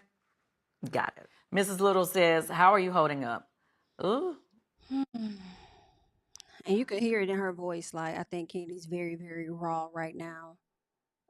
It is very fresh, and if it's been brewing for a while, and I feel like that explains what I was saying the other day, where I was like, dang, I hated to hear the news, and I was like, dang, I hope they are able to like maybe work it out or something like that. But then I was like, you never know. Maybe that's something she's been doing or they've been trying to do for the past year, and nothing seems to be working, or the past 2 years, or maybe the past 6 months, and it's not working, and it's having to come to that realization that, yeah, we gotta cut ties, and let you go your way, right?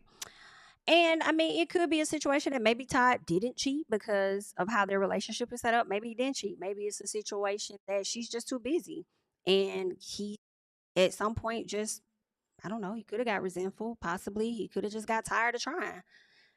And yeah, but at the end of the day, she was the one that filed, not him. So I'm also wondering, was there a little bit of hope there? Maybe, I don't know. But definitely wishing, sending love and light over there to Kandi. Very tough for her because they've been together for over a decade. They got 2 kids together. They shared a lot of great moments together, and it just sucks. I hate it. I hate it for her. I really do. I hate it. All right, y'all. So that's all we got with that news. Now I want us to get into Real Housewives of Potomac. Okay? Is it Potomac or is it Potomac? I think that's what Rodney be saying. Shout out to Rodney. Is it Potomac, honey? Is that what the ladies be giving? Give me 1 second while I try to get my notes together over here. While I'm pulling this up, guys, please be sure to like up the video if you have yet to do so. If you found yourself on the channel and you are not subscribed to the channel, go ahead and subscribe to the channel for your girl.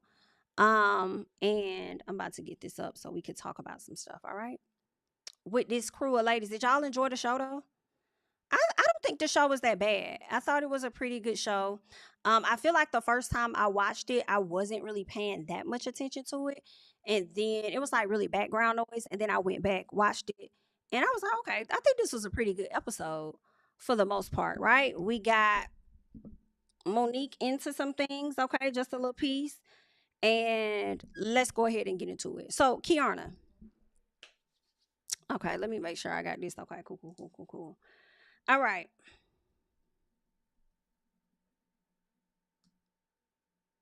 So, Real Housewives of Potomac. Kiana approached Monique, right?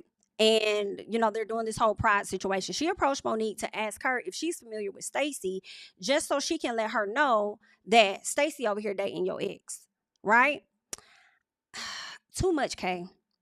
Too much. I felt like that was too much too soon, especially when we learn things in the after show. It was just too much. So even Angel, in my personal, when y'all watched it, let me know if y'all saw what I saw, because I felt like with Angel even looked like, not girl. Now, okay, she even looked off to the side, right? And I was like, yeah. Even Stacey and Wendy were shocked. They was just like, girl, you just met this woman. That is so messy. Like, and it's weird because for me, I'm like, Kay, what is your issue with Stacey? I'm trying to go back and see. Oh, okay. I remember when they were back at Gizelle's house, Kay said some things to Stacey. I think it was about TJ or whatever. And that's when they've had their issue. Okay, cool. Now I see. I thought they got away from it because I thought that Kay's issue was still with Wendy more so. And now she's back to Stacey. Got it. Now, Monique is just like, girl, I've been divorced from this man almost 2 years. So at this point, I would expect him to be dating somebody. So I really don't give a damn. Okay. As long as this lady is good with children, girl, I don't give a fuck what that man got going on. And let me tell you something. With Miss Monique, baby, I agree. I'm debating on whether I want to show this now or a little later in the episode.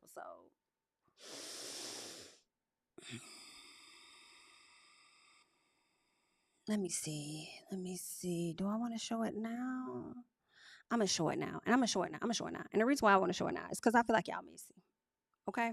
Monique did not come to the front with this. So where y'all got this video from?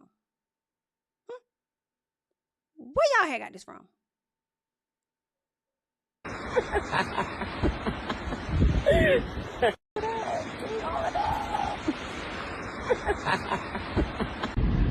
Where y'all got this from?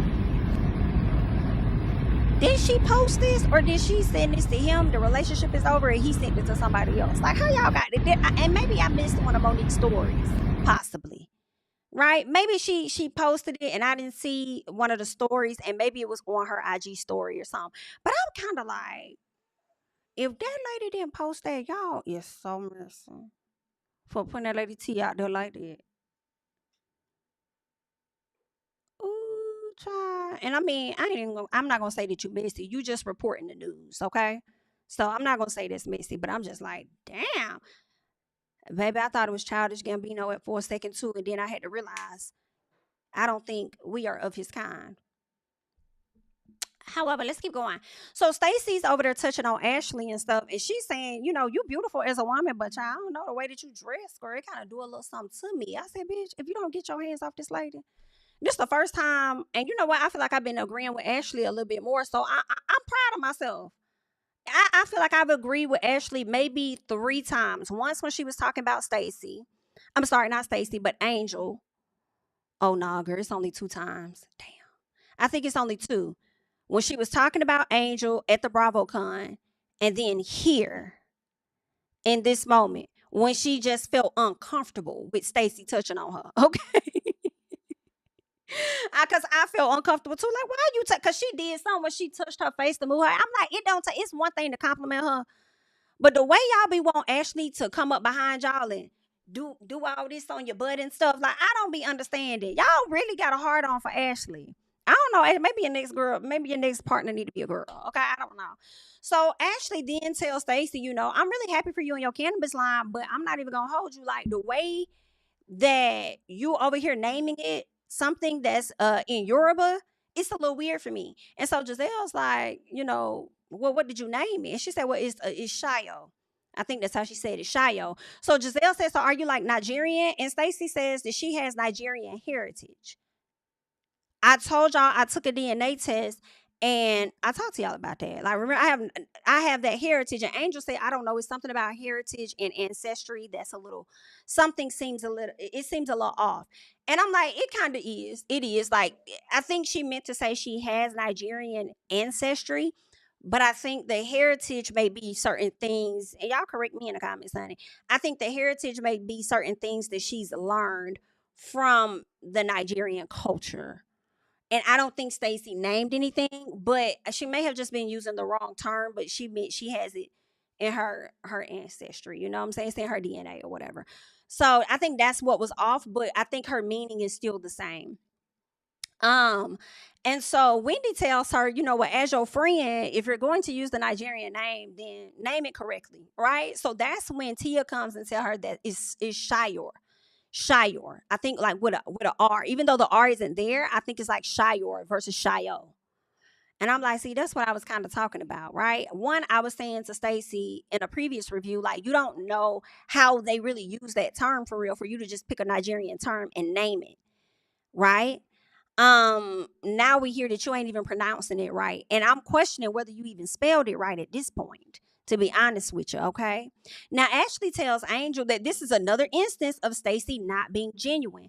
And Angel is just like, yeah, it do seem like it's a money grab. It's giving a little piece of money grab. And I said, girl, honestly, anything that you housewives do when it comes to business and y'all promote it on the show is a money grab to me. Anything that y'all do is going to be a money grab to me. Because y'all feel like y'all got to create something and have other streams of income or whatever to put out there to the other folks. Like, it's a money grab. And let me hop on y'all for a little piece, okay? Ashley, you want to talk about somebody not being genuine and something being a money grab? What the fuck is G&A?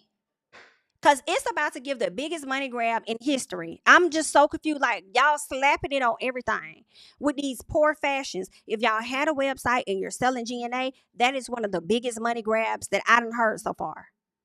Okay? So what's going on, Ashley? I just be feeling like y'all ain't even got y'all own business intact for real. Because y'all keep slapping G&A on every damn other thing. It's not consistent. So, Anywho, Angel asked Stacey about the social justice component of her business. And Stacey said, girl, I'm done with this. Holla. I'm done talking. I'm done with the conversation. So I'm confused because I'm like, why did we need to ask about that? Did she say she was supposed to implement a social justice component and you wanted to follow up and ask her, like, what is that about? What does that mean? Now, I don't know. But they go on the float, right? The float is supposed to have a big old G&A sign. So are you saying G&A sponsored this float? We are literally promoting a company that y'all don't even know what the fuck it's about. Like, what is we doing? Y'all, I feel like that's stuff you do when you younger. Y'all too old for that. Y'all too old for that. We promoting a company. You getting all this promo all up and down Bravo, all up and down the street promoting it in this float. And don't nobody know what the hell y'all really do? Girl, go figure it out immediately. Now, Gizelle tells Monique that she wasn't expecting to see her, but her energy and her vibe has been given very refreshing. And Wendy asked her about Chris. Last time I saw y'all were really locked in. So what happened? And Monique admitted, we had an image, right? And she said she wasn't being loved properly. She said she realized she couldn't do it anymore when her daughter was like 10 months. I said, so basically, you were being performative the entire time you were on the show when it came to that marriage. We have 4 houses. Okay? This little check, we make more than that. So you were being performative, but it's okay because I understood. And that's the reason for me also why I liked Gizelle back then, because what Gizelle saw, I saw with Monique. And I'm like, mm-mm, mm-mm, mm-mm, mm-mm. She was definitely trying to save face with these ladies when it came to her marriage. And I think that she probably did that one because she thought they were single and miserable, right? They was miserable because they were single, but whole time you was miserable and you was married. And I think that Gizelle could relate to you because she been there, done that. Right? So Mo tells Gizelle that she said some real stuff to her. Although they weren't getting along and they bumped heads quite a bit, Gizelle gave her some real tea. And Monique says that Gizelle told her about being with a man that's always in the limelight. And when you step into your own and how things are likely going to change and start some tension because he's used to you playing the back. Right? Now that you're getting more involved and doing this and that, it's starting to affect him, affect his schedule and stuff. So yeah, so Monique felt like Gizelle gave her some real information, right? And I don't think Monique was willing to probably accept it at that point because she was probably okay. Like, I've been holding down this facade, we cool or whatever for this long, so we gonna be fine. Nah. And I'm glad if she wasn't happy, I'm glad that she made the best decision for herself ultimately. So Gizelle remembers all of it, right? She says even when he would embarrass her with the things that he would say, right? Her working overtime trying to get him to appreciate her for who she was, right? She says, I figured at some point Mo was going to, wake up one day. But I already saw it. And I felt like these two pretty much clashed because, like I said, Gizelle could see right through Monique's act. And Monique didn't really like that because Monique also wasn't ready to recognize that and admit that within that circle, right? So that's what I'm thinking. And I also am sure that maybe it was how Gizelle said things too that may have made Monique not feel so comfortable with being open, to them about what was happening with her and Chris. But, it is what it is. And this is where we are, right? Tia asked Monique about what was the straw that pretty much broke everything down. And Monique says whenever he wanted something, he'll be nice. He'll be this nice guy, and then as soon as he get what he want, he back on his bullshit. And I ain't had time for that. She says that she hunched on him one night, and when she rolled over, she felt nothing. And that's because she was out of love with the man. Out of love. She felt like she was a piece of meat. And so she told him the next morning, you'll never enter me again. And good for her. In my personal, because I feel like Chris was just trying to keep her pregnant all the damn time. And I feel like Monique about Ben expressed to him her desire and lack of happiness within that marriage, right? And probably never really saw a way out for her to be able to live a life without him at the time. So I feel like one of the ways to kind of smooth her over would be to, and I guess himself too, in my personal opinion, would be to get her pregnant. I think even after she had the miscarriage of one child, I think he wanted another. And nah, she ain't want no more. Because she kept having to do the work. And you was the other baby that she had to look after and take care of. So, I mean, Yep, exactly. And when she got on Love and Marriage DC, I already saw. I was like, yep, I figured all that. Anywho, Mo told the ladies that they added years on her marriage because she didn't have to argue with him all the time because she was too busy arguing with them. Right now, that's that. So Angel and her husband, they're touring homes. And of course, she takes some time out to talk to her husband about the whole catfish gate.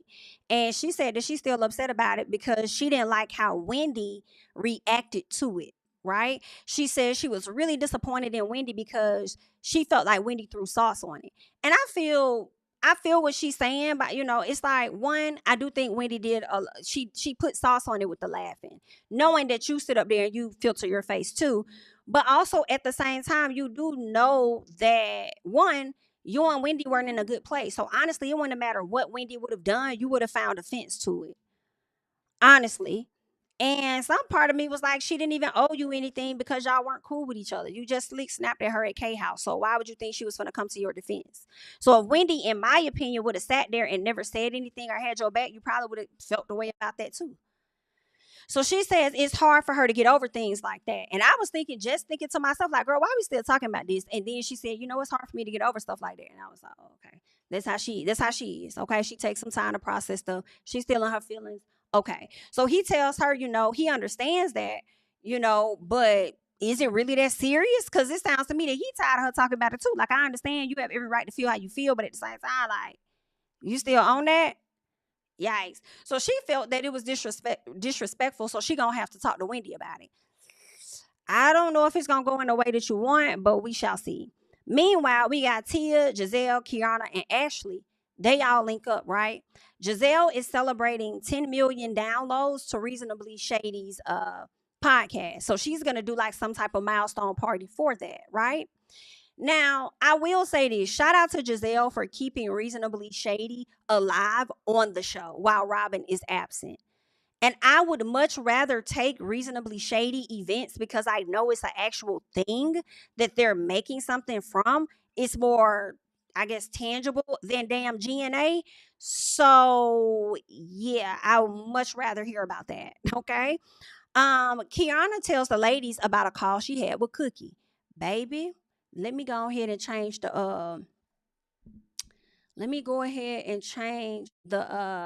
let me see the poll on this.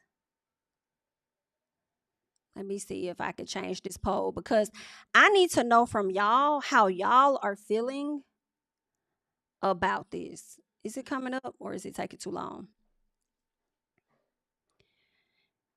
I need to know whether y'all are at a place where y'all believe Cookie, to believe Cookie or not to believe her. Okay, that is the question. All right, so give me 1 second. Do y'all believe Cookie? All right, let's keep going here.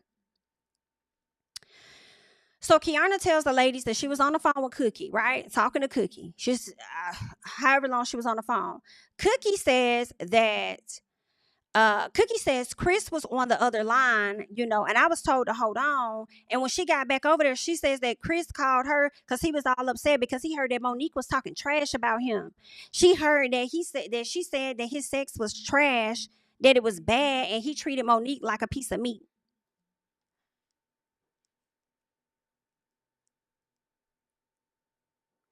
I said the irony of y'all having or Kay having this phone call with Cookie.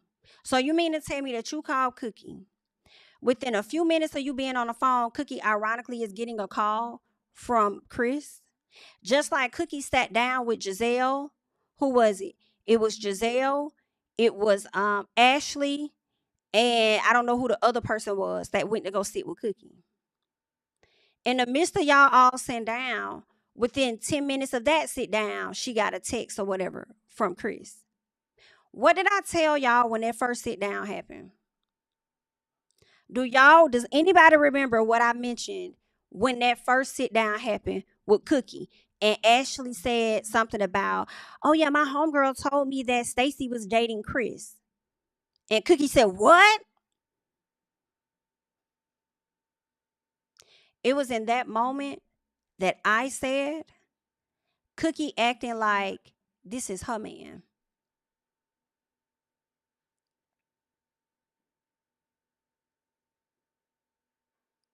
I do feel like Stacy likes to double dutch with the truth, but I cannot say that she did this, right?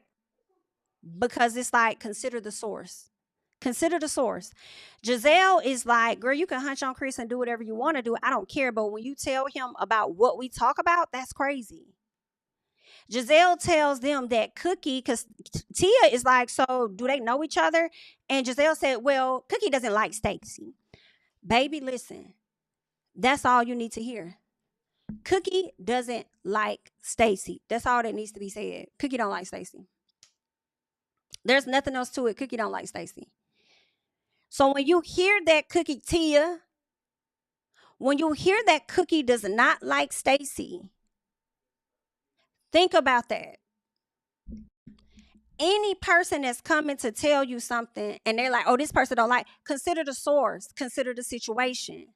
Wait until more details come out. Now, granted, I could be proven wrong and Stacy could have told him that, and that'll be messy and we'll get on her case then. But where I stand in this position right now, in this move, I don't believe shit Cookie talking about. Okay? So Gizelle says that, Stacy gonna be at the party and Cookie gonna be there too. So we're gonna get this all sorted out. Now, Wendy and Monique, They have a sit down. They say they never got a chance to get to know each other, right? I think after the incident took place, I think Monique said Wendy was the first person to call her or whatever or something like that, I think back then. But Wendy says that she didn't reach out to Monique, I guess, more recently or something, because she was like, you did something to my friend, so I'm not about to, hit you up or whatever. I think Monique could have said that she reached out. I can't remember, but whatever it was, I know Wendy said that she wasn't going to reach out to her after what happened. And so she said, but she's at a place where she's open, right? Because she does believe that people can change. And I do agree. And that's why I'm like, I'm going to give Monique a chance, right?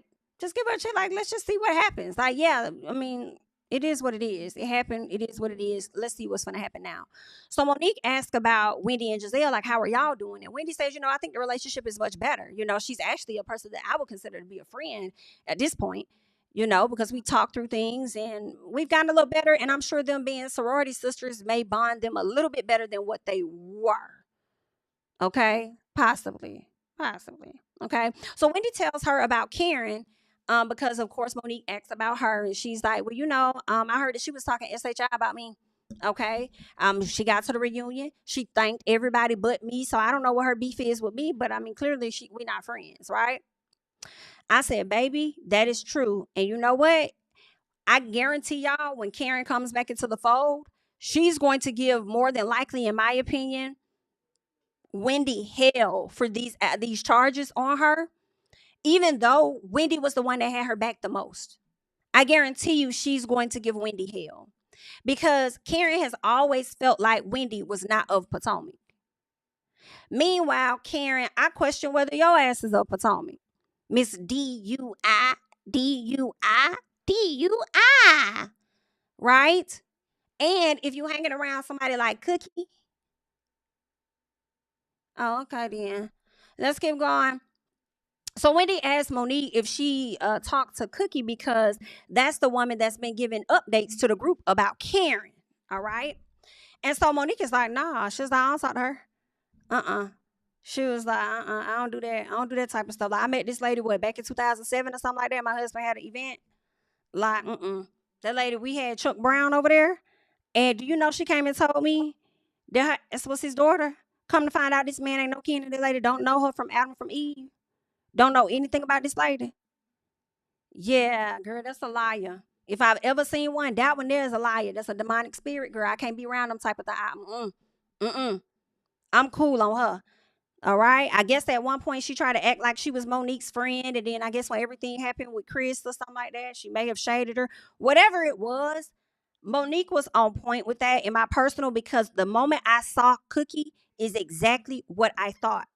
Something about this lady, you know how a person could just walk in the room and you can't read their energy. And her energy gives not trustworthy. Her energy gives that she may fluctuate the truth as well. Part of it may be true. She may have added sauce on it, and it's a lie. Like, she got that type of vibe to her. So Mo says that the new girls, she talks about them, and she talks about how they come off as passive, right? And Wendy says, well, when it comes to the new girls, I do like Stacey, though. She says, I feel like I'm tired of how the girls are treating her. Like, she's cool. So Mo is like, but Stacey needs to be watched at the end of the day, okay? Like, you don't see that she's taking notes of things that you do as if she's trying to become you in some shape, form, or fashion. Like, you might need to just take a step back and just really see what's going on and see who she is. I don't know if Wendy took that step back, because at BravoCon, it seemed like Wendy and Stacey seem to still be on good terms. So, I mean, whatever I guess she was supposed to see, it don't seem like it transpired on the show, maybe. Who knows? But also at the same time, I know you like Stacey, but then I feel like you be shading Stacey too. So do you really like her? Maybe you do. But I just felt like you saying, if you're going to use a Nigerian name, then at least pronounce it right. It's like, damn, now you didn't have to do it like that. We'll sound like that. But I guess. So anywho, so Tia meets Tiamo. That's Stacey's husband. And Tia wants to do a threesome, okay? More so a dinner. She wants to do a dinner, okay, with the Osefos, her and her husband, and Stacey and her husband. And Stacey says that her husband will be out of town, or at least I think he said that he was going to be out of town and he was leaving that day. And Stacey says, yeah, I don't think he's coming back until next week. The way Stacey looked at the ground was enough, and the way they caught him looking to the side, I said they both lying. I don't think he's comfortable either being on this camera or more so just being on this show. And it also makes me feel like, well, what are you hiding that you don't want to be around the ladies, that they may bring something to the front? Like, I don't know, something about it was a little off. So Tia asked if she was going to let him meet the other ladies, and Stacey says, girl, that's why you here. She says, bitch, I'm friendly, but I ain't stupid.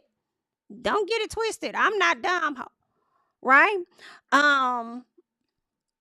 I felt like Tiamo got the hell from around them cameras at some point, though. He was all right, I'm finna go, here to go. So he kind of like walked off. Meanwhile, Tia and Stacey continued to talk about Mo and how lovely she is. So Tia was like, well, how did you know? How you know Chris? Right? And Stacey says that, you know, she just know him socially. Basically trying to say that she don't know him like that, but she know him socially. But you said you used to hang out with people, and he was one of those people. So did you like did y'all really date? Was it just hanging out with other friends, or like, what was it? I think she did say they went on a date. So to say you know him socially, I don't know. It seems like you might know a little bit more about him. But she says that he's never talked to her about his divorce. You know what? I do wonder if he has. I feel like he could have talked to her about his divorce. But also, I feel like if he did talk to her about his divorce, I still question whether she called him to tell him something that Monique said. I'm willing to believe that Kiana either said it, which is why you called her to tell her about what happened, and she played your ass acting like she was clicking over when she put you on mute, and then decided to concoct a plan on her damn own. That's possible. Or she had already got briefed by Ashley or Gizelle. Possibly. Right? So Tia talks about Gizelle meeting Tiamo, and she said, and Stacey pretty much shut her ass up. And I loved how Stacey pretty much shut her down. So she said, when Gizelle let us meet her boyfriend, then the rest of the ladies can meet my husband, and we'll all just be transparent. I said, I know that's right, baby. I know that's right. Y'all so pressed about meeting her husband to confirm whether she's lying or not. Meanwhile, Gizelle got a whole man, and y'all ain't meet him. Get it together. So, anywho, Robyn, it's time for the GNA event. Robyn's not coming. Gizelle said Robyn not coming because she's still mad at the fact that she left the show the way that she did. And I said, okay, so basically she mad that she was fired. So she's not going to come back on the show and get them no favors, right? Especially not for free, if that's what they was going to do. I don't really fault Robyn for that, but at the same time, you couldn't show up for your own podcast, Reasonably Shady, but you showed up to BravoCon. Did they invite you to BravoCon and ask you to host the panel because they felt bad for how they fired you? Is this them making it up to you since you didn't show up to the last GNA event? So they wanted you to come to BravoCon for that? You'll still show up for BravoCon though, but you won't show up for Reasonably Shady? That don't make sense. And the fact that you came to BravoCon kind of makes me question, are you on your way back into the fold with the ladies of Real Housewives of Potomac? That's what I'm wondering. Anywho, it's time for the double date with the Osefos and Tia and her husband, right? So Tia talks about how she met her husband in 1998 and she was like 19. And she lied about her age just a little bit, right? Then she lied about having Cuban in her family. Like, Tia was just a little liar. Now, I don't know if Tia lying now, but if we find out Tia has been lying about some things, she's already gave us the heads up that she a little liar. Okay? But anywho, I don't know how much older her husband is than her, though. I don't think she said that. But Wendy talks about her and Eady. I think she met him in high school at some point. He wanted to date her. She wasn't interested. He didn't have no car, nothing like that. And it also seemed like she wasn't as attracted until he grew into himself more. Got to college, got a car. She's like, okay, I like this. Let's see what's going on, right? And I also wouldn't be surprised if it was other failed relationships, okay? And he just happened to come around at the right time. So they discussed Stacey. Right? Out of everyone, Tia felt that, or at least Stacey felt that Tia was the safest person to meet her husband. So Wendy took offense. And I think that's fair. I think that's fair for Wendy to take offense. Like, I'm the one that's been holding you down. I've been close with you. We've been hanging out. You've come over to my house. I don't even know if you've been to Tia's house, but you felt like Tia was the one. Like, I'm the one that defends you and gets people off your ass when we in the group. But Tia, the one that hasn't spoken for you, you think you're safer with a chick that hasn't even opened up her mouth to defend you versus one that has? Okay, girl. Well, let's see how this goes, right? So Stacey says Tiamu wasn't ready for an introduction, and then says Tiamu just flew back in today because Wendy decided to give Stacey a call. Right? So Wendy calls her out about Tia being the safest person. And so Stacey flips it on Tia and says that she don't like that Tia is causing friction between she and Wendy.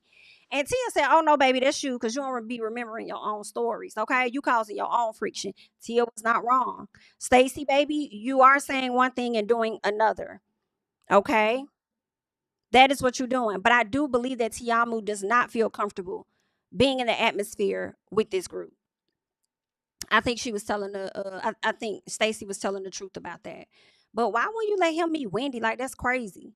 So it makes me, I don't know, it kind of makes me question a little bit of what Gizelle said. Like, I don't know, something about it is off, Miss Stacey. Like, did you want her to meet your husband because she's royalty? Since he already thinks so less of the group, did you bring Tia around just to let him know, like, oh, she's royalty, she's a queen somewhere else, she's from London, right? These are the type of people that I have around me. These type of prestigious individuals. Like, you know, is that what you was doing? I don't know what the hell that was about. That was weird. So Tia tells Wendy that Angel has an issue with her and her not speaking to her at the airport. And Wendy like me, like, girl, we still on the airport shit? Like, okay, because y'all know, like Angel said, it takes her a minute. I have to remember that. It takes her time to get over stuff like that. All right. Oh, Timo. Thank you, Timo. What I've been calling him, Tiamu, like Timu. Miss Timo. So Tia tells Wendy that Angel has an issue with her about not speaking at the airport. And Angel says Wendy said the catfish comment, not Gizelle. Angel, you're gonna have to do some I really don't want to be mean when I say this, but I do think you might have to start doing some mental exercises just so you can recall the events as accurate as possible. Because I feel like that's also a running theme with you. You get really upset and in your feelings and you don't even recall how things laid out. So you find yourself upset with the wrong people. You know what I'm saying? It's like you don't be remembering. Right? So Wendy didn't say that. Gizelle said that. And Wendy's confused because she's like, girl, how you going to be mad at me and not the damn person that said it? And she just feel like her and Kiana both are obsessed and they need some type of validation. Okay? Like, what the hell going on? Yeah, you're going to have to get that together, Miss Mamas. I don't know what the hard on is about Wendy. I don't know if you expected Wendy to embrace you more because of the mutual friend that y'all have or something like that. I don't know. You're going to have to be okay with not being as close to her as you may want. I don't know. So we get to Gizelle's party and Tia gets there and updates the ladies about Stacey. Everybody pressed about Stacey not bringing Timo, right? But what about Kay? Her man ain't there. What about Gizelle? Her man ain't there. Why is everybody mad? Why is everybody mad? Why is everyone mad? I can't. Angel approaches Gizelle to let her know that she wants to get to know her a bit better, right? And that they're good. Even, since Gizelle apologized to her, she says they're fine, they're good. She says, but she still hasn't addressed things with Wendy yet. And she doesn't like that she and Wendy have like this poor interaction amongst each other. It's giving a little piece of Angel bye, baby. Okay, girl. Gizelle was on the same type of tip. Like, girl, I could care less. Like, I don't give a damn. Like, girl, this event is about me. I'm not trying to talk to you about that. But also, Gizelle, you still let everybody sit up there and talk about Stacey and Monique and Chris and Cookie, even though this event is about you. So this guy comes in. I think his name was Wale. The only Wale I know is the rapper. So Wale comes in to support Gizelle. And Ashley was there too, right? Because I guess they have some connection from being on Love Hotel together. He was one of her options, right? And so he came in with flowers, and Ashley had the audacity to believe that the flowers would be for her. Why? Came in, walked right past her, gave them to Gizelle. And then Gizelle thought he was finna give the other set of flowers to Ashley. He said, no, this is for Robyn. Where she at? Child. Ashley was like, Robyn? And I'm like, girl, now you know this is a Robyn event. And you ain't even much had want that man. So I don't even know why you expecting no flowers to come from him. All right. And I did not watch Love Hotel with Gizelle and Ashley on it at all. But I'm glad I didn't, because ain't nobody trying to sit up here and watch Ashley pretend to be interested in this black man. It's laughable. Like, what? No, ma'am. Okay. So Stacey sees Vivian, and she gonna go over there and say hey to the lady, touch on her hair and stuff, knowing that you don't like her, talking about we should have a talk. But Stacey also said that she done with Vivian. And she said, yeah, I'll come over there and touch her hair and do whatever else and then send you on your way. And I'm just like, I did chuckle when she did the confessional, because I'm like, that's exactly what I was thinking about. Right? But you ain't have to be fake. You could have just walked right past her. If you were saying F that BIT and you don't care for her, then why you walking up to her? Okay? So then, Cookie walks in. Dun, dun, dun. Cookie walk, her is in there. Right? But Tia over there confronting Stacey. Tia says Stacey lying about her man flying out, right? And yeah, she said he was flying out on the next day, not the same night, right? Yeah, that's what it was. He did say that next day. So I'm confused. So he said, so when was the when? I feel they should have told us what day it was when Tia met Stacey and the husband. Because they met, then she asked about Wednesday. So that leads me to believe that the day they met was not that Wednesday. He flew out of town the next day, and then I guess he had just got back in town or something. I'm confused. I can't say that Stacey is fully lying, because when she got on the phone, she was like, oh, he just flew back today, right? That's what she told Wendy. Because I don't have the dates. I don't know when they first met up to when the dinner ended up happening to when he was supposed to fly out versus when he flew in. So I don't know. Right. So they arguing about that.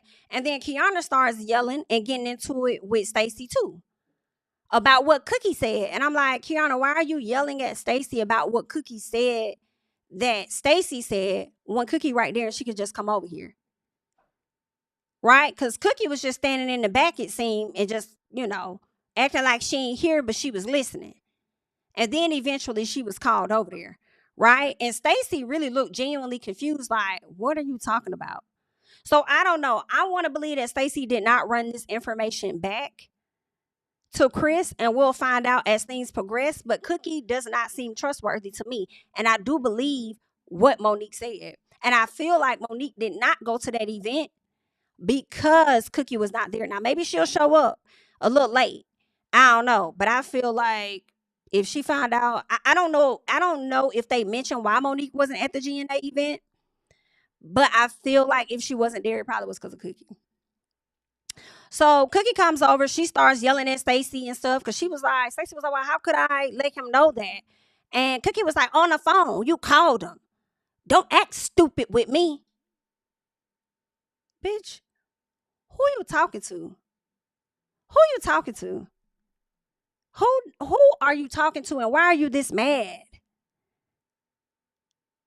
Why are you mad? You mad at Stacey as if Stacey said those things about Chris. Even if Stacey called and told Chris what Monique said in my personal, it's two things. One, Monique should be the one that's upset. Right? Monique, and then if you mad and Chris mad at anybody, be mad at Monique because it came out her mouth. That's one. And then two, I can understand the group feeling the way that you running back, telling folks what was said. But at the same time, Cookie, you're not a part of this group, love. You may be a part of this group outside of the television show, but on this screen, you're not a part of this group. In addition to that, y'all ladies are upset with damn Stacey for running back, telling things to Chris, if she even did that, but y'all be running back telling shit to Cookie. Two people that's not on the show. All kind of pots meeting the kettle. I'm so confused. And that's if Stacey did it. Y'all run back and tell it all the time. That's crazy. So, let's keep going. So Wendy jumps in and tells them, first she was like, how do you know that she did it? Right? Are you sure Stacey did that? And so Kiana was like, well, that's what Cookie said or whatever. So Wendy jumps in and tells them that Monique doesn't trust Cookie, first of all. Right? Monique said that Cookie be talking SHI about her. So when you're trying to put something on Stacey, make sure you got all the details. And Monique don't even fuck with this lady. So again, I felt like Dr. Wendy was trying to tell them to consider the source. Right? So then she also tells them, if we're going to talk about Monique, at least let Monique be here. Right? Now, notice from what I saw, based on how it was edited, for me, Cookie ain't say shit when Wendy called out the fact that Monique don't like her. Right? And that she be talking shit about her. Cookie didn't say nothing. But as soon as Stacey pointed at her, then you want to say something. Because you saw that. You looking in Wendy's direction. Stacey is here. You didn't address what was being said, but you want to talk about Stacey pointing her finger at you. So now it's, don't point your finger at me. Don't put your finger in my face. Don't put your finger. Okay, don't point at me. Stacey was like, okay. Again, Cookie, you coming off like Chris Samuels is your man. And I can see you being one of them women that yearns for that type of man, so much so that you probably would talk down on Monique to him while they were married, and definitely talk down on her while they weren't married. Thinking that it's going to get you that much closer to him like that. It's something that's real odd there for me. Right? Baby, when Stacey moved Gizelle, and Gizelle, I was like, get your ass out the way. You see that lady trying to get by? Move out the way. I understand if you ain't wanting to really go down, but move back. The way Stacey scooted over there to get closer to her ass, I said, oh, come on, Stacey. Come on. Come on, Stacey. I was so here for that. The way Stacey been wrapping y'all up this episode, liar and all, whatever y'all want to call her. Okay, double dutching with the truth. Whatever you want to say, she was wrapping you bitches, okay? She wrapped Tia up and told her when Gizelle bring her man, then we could bring mine. I know that's right. I know that's right. You gonna tell me put my finger down? I'm in your face today, okay? On more than one occasion, 2 and 3. Matter of fact, scoot over. Move out the way. Let me get over here. I like that kind of energy, honey. Let me get over here real quick. Okay? So then Cookie tells Stacey, after all this friction is happening, you need to go take a bath with your funky self.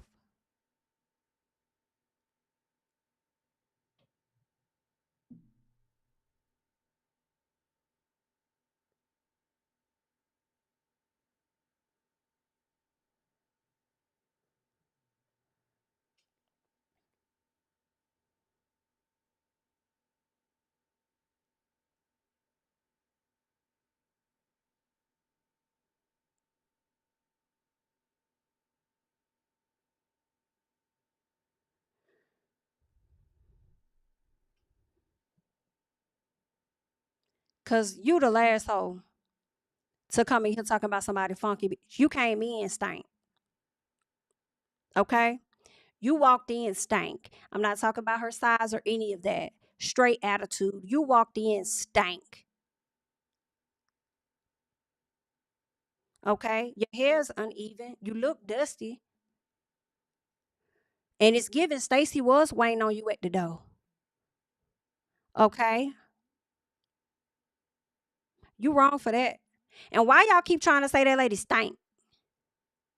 Why y'all keep trying to say she don't smell good? Why y'all keep trying to say her breath stank, then say go take a bath? Huh? Yeah, Stacey, if you flame them up for the rest of the season, I think I'm okay. I'm okay. So here go Kiana. She want to hoop and holler and yellow. Okay? Being overly emotional about Monique getting to a good co-parenting space with her man. She never said she wasn't in a good one. So you feel like what Stacey said would affect that? Chris know how Monique feel about him. And I guarantee you, if Monique felt comfortable enough to say it on camera, that ain't the first time somebody else had heard it. That he probably learned it from it. Right? I think he's very well aware of how she feels. She's been doing interviews and all. You don't think he know? So Stacey says, whatever Kay is saying and whatever, Miss Cookie is saying doesn't make it true. So Kay starts yelling and says, nothing you've said since you've been in this group has been true. Oh, my word. Okay. So Stacey, when I tell you the rest of the episode was Stacey just neck bone, chewing. I can't, okay? Stacey says, girl, the only time you get heated, baby, is when it's about me. Ooh. Come on, Stace. Come on, Stace. Stacey says, you're usually at a 0, but today you're at a 2. Happy to see you, boo. Baby, when Jassy fell out, like when she did that laugh, I holler. It was like, we on the same page here. We on the same page. I thought she was going to say she was at a 10. And she's like, yeah, you're at a 2. Happy to see you, boo. Loved it. Kay still yelling and says that I never trust you around my husband. Stacey said, baby, you don't have one. I said, I know that's right. And it shouldn't even be a dig. But at the same time, you said it. And you set yourself up for it. And we know that's something you want, but you ain't got it. Now what? You don't have one. I'll never let you around my husband after you've already let her around your husband. Or your, I don't even think, what, they ain't even engaged. So your boyfriend, after you've already let her around him. When she came into your house. Miss, I wouldn't let you around. Okay, and let's be clear. That is Monique's ex-husband. Because for some reason, y'all keep missing the ex part. Like majority of y'all are ex-wives and some not even that. Right? Y'all keep forgetting that portion. Ex-husband. And she told you specifically that she'd expect him to be dating. Is you cool? Oh, okay, yeah. Well, there's that. Stacey for the win. And she chewed on that neck bone, as I said. Okay. So yeah, that's pretty much that. When it comes to Potomac. Let me see. Do I have my other thing here? Let me see. Oh, okay, I got it. But yeah, I think that was a good episode. I like the way that it ended. I like the way that Stacey gathered everybody back to back, okay? Line and all, whatever the case is, like, because some stuff was not adding up. But I also feel like production was missing some additional details for me to like figure this out. But yeah, that's that. But real quick, I want to go ahead and I want to get into the after show. So, all right, boom. Let us talk about the after show real quick. Real Housewives of Potomac after show. So they discuss the he say, she say of it all, right? And Tia feels like Wendy was trying to protect Stacey. So when Kiana was like bringing stuff up, she felt like it didn't land how it could have landed because Wendy was trying to protect her. But be honest though, like nothing Kiana says really lands, right? It hasn't been really landing. I mean, maybe she ate on what's her name? Jassy, when she said something like, you're about to marry a man that had kids on you. I think she probably got that, right? So not Tia, but Ashley thinks that Wendy really wanted to give Stacey the benefit of the doubt, right? But I feel like Wendy asked a question that everybody should have been asking though. Not that she just was trying to give her the benefit of the doubt. Like y'all just automatically went with what Cookie said instead of asking like, are you sure? Like, why is it that y'all just automatically believe Cookie though? Child, that didn't even come out right because it's not even a pun intended. Cookie though. Y'all know what I was trying to say. Cookie though. You know what I'm saying? But why y'all believe Cookie? And not even consider the possibility that Stacey was telling y'all the truth. So Ashley says, it was that she feels like Wendy and Stacey have like this newfound friendship because they never had that close of a relationship to begin with. And Monique was like, you sure? And I was like, exactly, because they seem to be pretty close to me. And it seems like Wendy had been taking up for Stacey a little bit more, I feel, even before that moment. So, Ashley, what you talking about? Now, Wendy says that she was going to defend Stacey because Kiana, she was so hell-bent on having a got you moment when it came to Stacey, and it's not her fight. She says, because how are you more upset than the woman who was married to the man? So Wendy is still puzzled about Kiana's actions. And Kiana thinks that Wendy doesn't have friendships in this group. Kiana believes that Wendy does not have friendships in this group. And that she's more of a alliance type of person. This is what Kiana said during the after show. So she feels like Wendy aligned herself with Stacey to show her moral compass, right? To show like, oh, well, see, I'm not that bad of a person. See how I defend her, even though I didn't show up for Kay, how Kay wanted me to. Like, I still showed her. And I'm just like, Kay, you trying so hard to make this thing fit, and it's not. It's not. I feel like Wendy is cool with Monique. She's cool with Gizelle. She's cool with Stacey. She's not as cool with Ashley. She's cool with Tia. So what is this? She ain't really cool with nobody in the group. I don't know what. I mean, again, we just gotta see more. Okay. So they discussed Tia and her husband's age and how she lied. And Gizelle asked who was older. And Tia says, who's balding? She says, who's balding? Of course he's older than me. Hollered. But again, we did not get his age. I don't think he's that much older than her, though. I don't think he's like 8 years or something like that older than her at all. I think it may be like maybe 3 years, 2 years or something like that. But she wants to be clear that she was within age whenever they got to doing the what. All right. Now, Ashley says that she was so shocked that Stacey walked around to get closer to Cookie. She said, she was just surprised. She was like, I be forgetting that Stacey's from Detroit. Yeah. She was like, okay then, Stacey. Okay. Yeah. So you need to remember that because she probably going to be having to move her to get closer to you. Okay. Now, when Stacey was asked about the situation with Cookie, Stacey says, I'm a non-confrontational person. Right. And when it comes to somebody that's trying to come into this group and pretty much disturb the peace amongst us ladies, she says, I don't really got no comment on her. I actually loved her response. Do not give Cookie any more airtime. Oh, she said 8 years older. Oh, what? I said I didn't think he was 8 years whole time. I mean, 8 years? Now I see why she was stressing that. That they want to hunt you. Mariah, fucking your man. Making sure they want to hunt you before the time. Okay, again with your fast there. Lying about your age, flying from. Listen, Tia, you can't say nothing about your children. Because BIT, you left one country to go to another. Just to be up under a man. I guess. I'm glad y'all got married, though. But anyway, I like them. Let's keep going. All right? And he don't look that much older, though, which is crazy, too. Like, yeah, his hair may be thinning, and it's no shade, but I felt like he had white in him, specifically a blonde white family member that passed down them genes, because it's always the blonde ones that start to go bald by early 30s, mid. Okay, be given straight 48.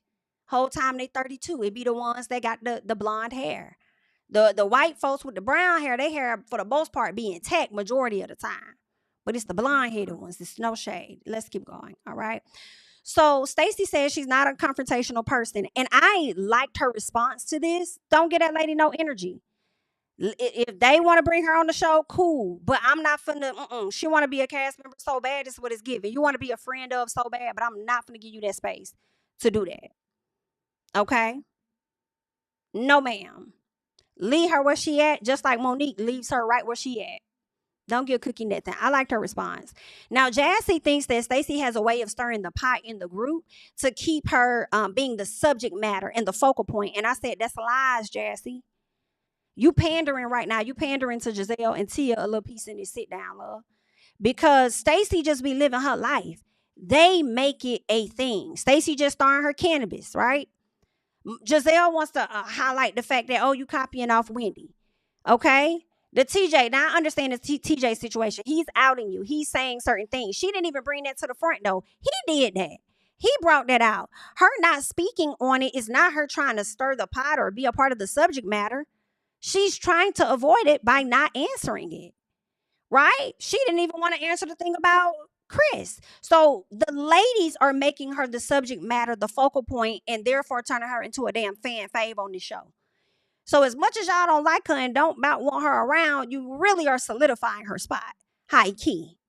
Okay, so yeah, that's not on her, that's on them. Now, Tia thinks that Stacey does it to be relevant because there's nothing else, under the surface. I said, so not true. When you just switched up and switched sides on her, right? That's not true. And then Tia gonna say something like, I would have respected it more. I would have appreciated it more if she just would have been like, hey, we have some things. We're going to be busy. We're not going to be able to do X, Y, and Z. Like, we won't be able to come to dinner. I would have respected that more. No, you would not have. You would have did the same. She gave you a lie. She gave you an excuse. She said her man was going to be out of town. Period. She ain't coming. And she told you, when Gizelle brings her man, then I'll bring mine. Hello? She told you that. So it wouldn't have mattered what she would have said. You would have went back to the same thought that you already had, right? And feeling a way about her. That's just what it is. Now, Stacey says that it hurt her. I believe she said it hurt her to know that Wendy was upset with her over what Tia said. And she says that she doesn't know Stacey. I'm sorry, she doesn't know Tia, and she doesn't like when people try to come in between relationships. And I'm like, but you did this. Like, why are you mad at Tia, though? Right? I mean, at some point, we're going to see them get into it throughout the season. But you the one who told her that she was the safest, that you felt comfortable with meeting your man. Right? You said you don't know her, but then you turned around and invited her to meet your husband. But you know Wendy, though. You know enough of Wendy. You could have just met Wendy. And here Wendy is still, even in the after show, post show, still defending you having your back. You could have let Wendy do that. I have to be honest. Like, why would you even invite her? Like, come on. So Wendy thinks that Tia jumped on the hate Stacey bandwagon. She right. Because it don't really make sense to me, because I don't think that Stacey really did anything to Tia. She let you meet her husband. She's just not going to bring him to a dinner. And you even said in the after show that I think it was in the after show, maybe it was on the show, but you even said that you recognized his reservations about being around the group. So if you know that, why do you think she's going to keep pushing her husband up to come around the group if he's apprehensive about it? And she's trying to get the relationship back on track from being divorced. Like, are y'all okay? Are y'all being unreasonable? I don't like it. And right now, I feel like y'all piling on Stacey to prevent from y'all own storylines and what y'all got going on. Just a little bit. Right? So Tia thinks that, no, we got into that. So Monique shades Stacey about holding in her lies, because Ashley was saying something like she don't know why she lies like that or something. And so Monique said maybe that's why she hold her shoulders so close to her neck or something. I think it was Monique that said that. And Ashley was like, to hold in all her lies. And Monique started laughing and said, yeah, to hold in her lies, with her shoulders being so uptight is why she got to hold in them lies. And it was a little kiki. And I'm like, oh, damn. Monique, next season, you're going to be having some beefs. I think your beef's going to be with probably Kiana, Angel, and potentially Stacey. Just a little piece. So Kiana says that Stacey is a liar and everyone shows up authentically on camera, but she feels like Stacey shows up trying to act like an airhead. And she feels like it's deception. And it's annoying when she tries to show up and act like she don't know what the hell going on. I mean, maybe it is a little piece of truth to that. I don't know. But I will say, when Stacey tried to get closer to Cookie and tell her something like she ain't afraid of her, I'm not scared of you, or here's my hand, like you can't tell me where to place my hand. I'm going to tell y'all, for me, I don't know if y'all noticed it, that proper talk, I did not hear that proper talk in that moment. When she approached her, like, let me get over here, Gizelle, and she said something like, you can't tell me what to do with my finger or whatever, I did not hear that proper talking that Miss Stacey be doing. I don't know. So it might be a little bit of a front or an act. A little piece, okay? So Monique talks about, well, Gizelle first. She was saying that Kay needed to have this conversation with Monique to let her know about Stacey and Chris dating. She said that Kay was definitely looking for a moment with Monique by telling her that, but it fell flat. And Monique even says that was the most epic fail of a shock factor that she's ever seen. And she was like, come on, girl, get it out. That's why I think her and Kiana might be a little friction. Because I feel like Monique gonna be cracking them jokes on Kay, and I don't know if Kay gonna be able to handle it. Okay, the way she was so sensitive about Wendy, right? So Monique says that she would have expected the news to come from somebody that she actually knew, and Ashley even said that Kiana was really nervous to deliver that information, and she asked her, "Do you want me to do it?" And Kay said, "No, no, no, I'm gonna do it. I'm gonna do it. I got it. I'm gonna do it." Right? And that's what I was talking about earlier, where I feel like you got to do what you got to do to make sure you get your camera time. And that's why I feel like Kiana was like, "No, I'm gonna do it. I'm gonna have this on camera moment with Monique. I'm gonna be the wow factor, the shocker. You don't have to do it. I got it." That's what they do. So anywho, Monique still says, "I don't care. I don't care nothing about that. I don't care who this man dates as long as she's good with kids. If she good with my kids, cool." Right? But she also says that it's weird.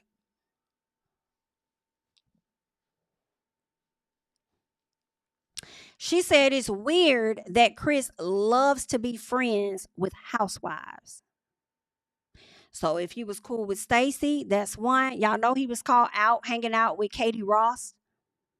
So I don't know what he got going on.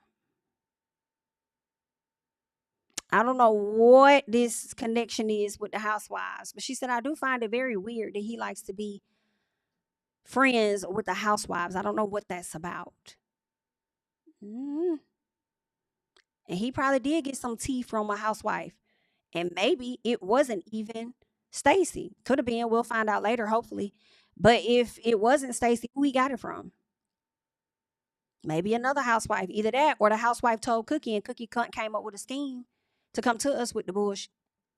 Now, Ashley says, no, Angel. Angel was saying that she doesn't think anyone should castigate Kay for bringing it to the front, especially when she told the truth, number one, and nobody would have given Gizelle the same energy, right? When she was the one who brought it up. Did y'all hear what she said? Nobody should castigate Kay for approaching Monique with this information about Chris and Stacey. Because one, she told the truth, and nobody would do that to Gizelle. And I'm like, why are you talking about yourself?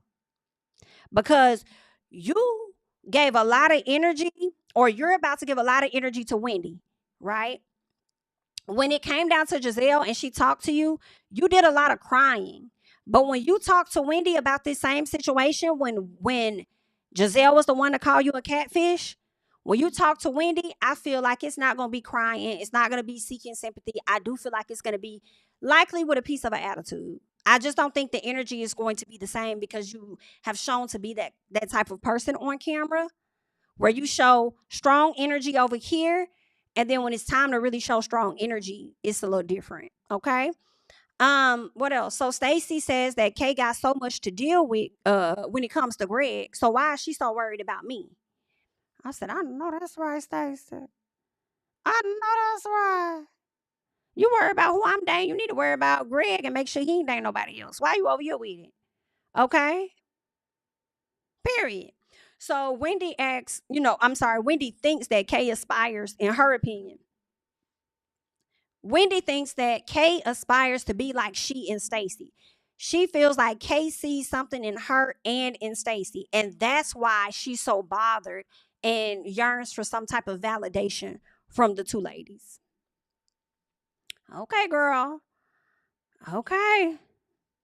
Do y'all believe that? I mean, I don't know about Stacey, but I do think it's something about Wendy, for sure. But Kay says, although Monique acted like she didn't care about the information that was being given to her, she feels like she does care. She feels like some part of Monique does want to know who she got around her, right? And maybe that may be true, but is she dating the man now? Is she in constant and active contact with Chris now? Because if not, then I don't think it's relevant to me, but whatever. So they discuss Wale, and Ashley says that the age is the reason. Y'all get this. Ashley says the age is the reason why they didn't align, because he was 38 with no kids.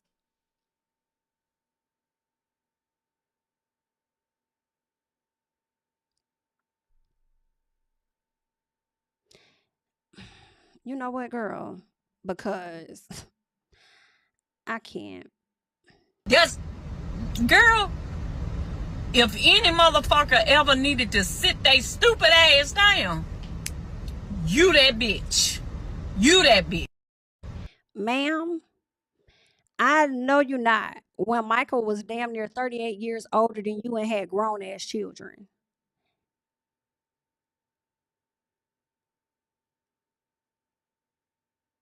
This why I can't be taking Ashley serious. Ashley just be saying stuff, okay? She did say another reason was the fact that she felt like he liked Gizelle a bit more because, you know, whenever he would be around her, he'll just be making like faces or whatever the case is. Like he was really zoned in on Gizelle. So that's why. She did say she was shocked that he brought Robyn some flowers because he's never even met her. Never even met Robyn, but you bringing her some flowers. Now, I will say, number one, that was a key. And I said, that's why she don't be dating y'all black asses, right? Because she ain't bring her no flowers. But aside from that, he is showing up to an event. And it's a milestone that they reached together. So I didn't see anything wrong with him bringing flowers for the both of them, even if he does not know her. You just a little salty because you was on a whole show with this man, played him out all the way to the end, didn't choose him, and then mad that he paying you dust. Huh?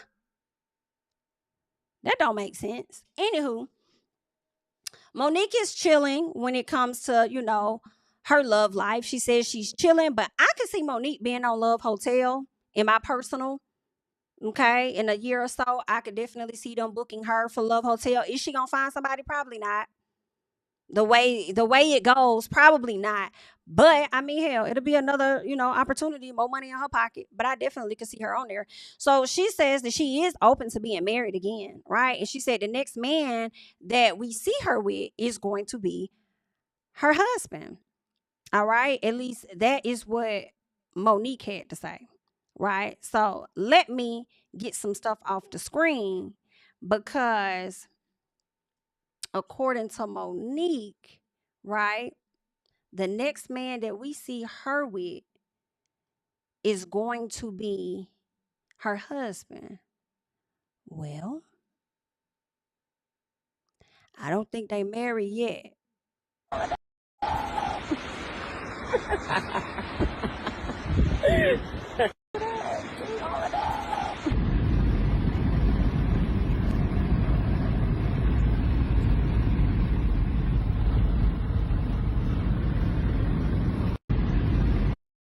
All right. Now I saw a lot of people giving flack in the comments like, why is you know she driving? Why she driving? And I'm like, hell, he probably was already driving. Maybe they was coming from a trip and they switched up or something.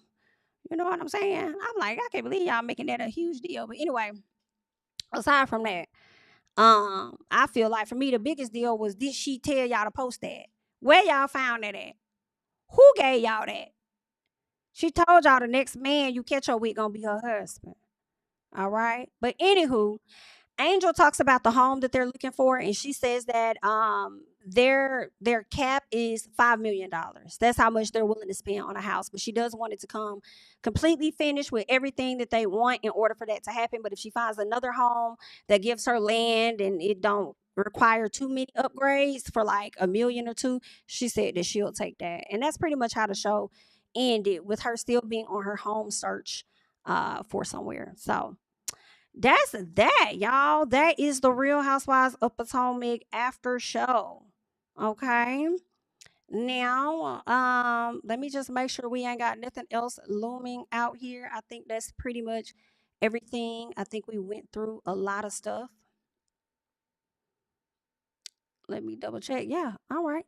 I think we're good to go. I thank you guys so much for being here so that we can get into a lot of things. So definitely make sure you like up the video if you have yet to do so. Subscribe to the channel. You can catch me over on social media at JamiThatsMe, and I'll catch you guys in the next one.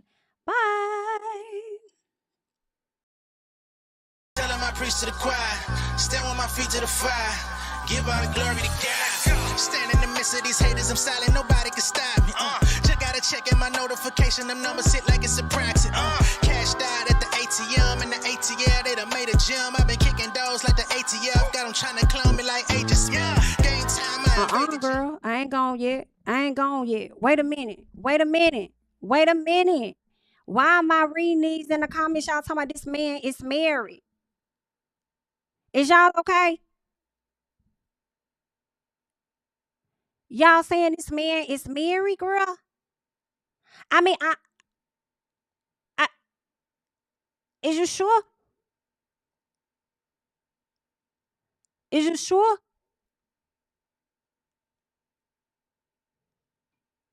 Is you sure? Don't say that.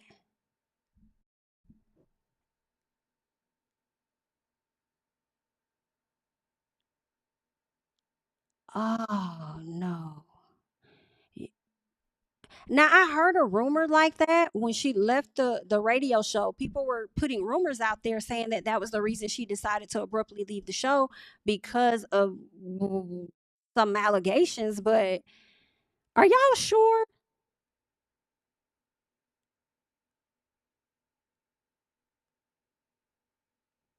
Child, the people are alleging that this man is married or at least was married. So maybe he was separated or divorced or at least separated at the time that he was with Mo.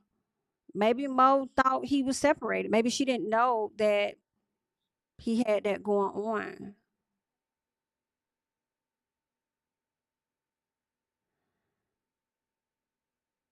That's crazy. Now I gotta go over here and do a little piece of research. April Love, hop in my DMs. Cause what did you look into?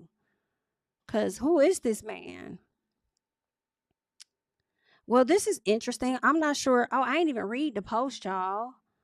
The thing says, well, this is interesting. I'm not sure how old these videos are, but clips are resurfacing of Monique Samuels and a mystery man looking very in love. In the first video, Monique is recorded the two of them affectionate. He's kissing all over her neck and even gives her a lick. In the second video, she's filming herself driving while he's knocked out. Honestly, I think he's cute. Definitely cuter than her ex. Now I have no idea who this man actually is, but word on the curb is that he's allegedly married and known around the DMV for cheating on his wife. Allegedly, okay? I don't know how true that is. And as always, you didn't hear any of this from me. I'm not the type to gossip.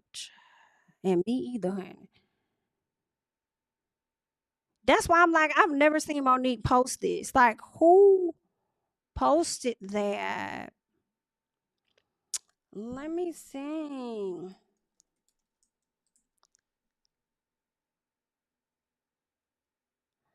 Child, these folks so messy. Jason Weems.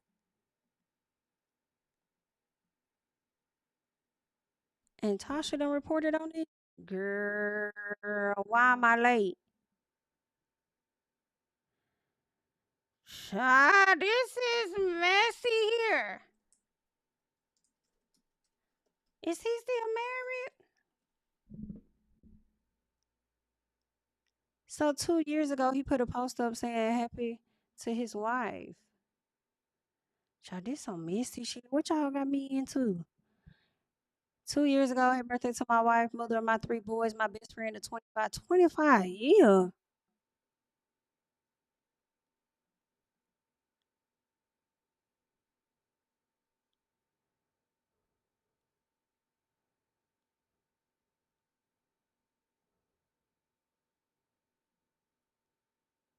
Is she tagged in the picture? Dion Joyner.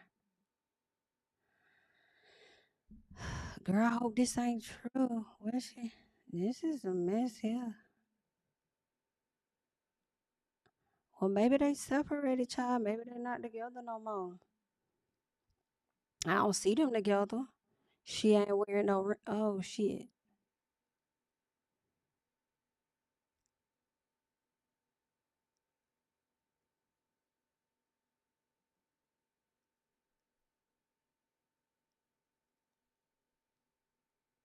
Oh, y'all so trifling.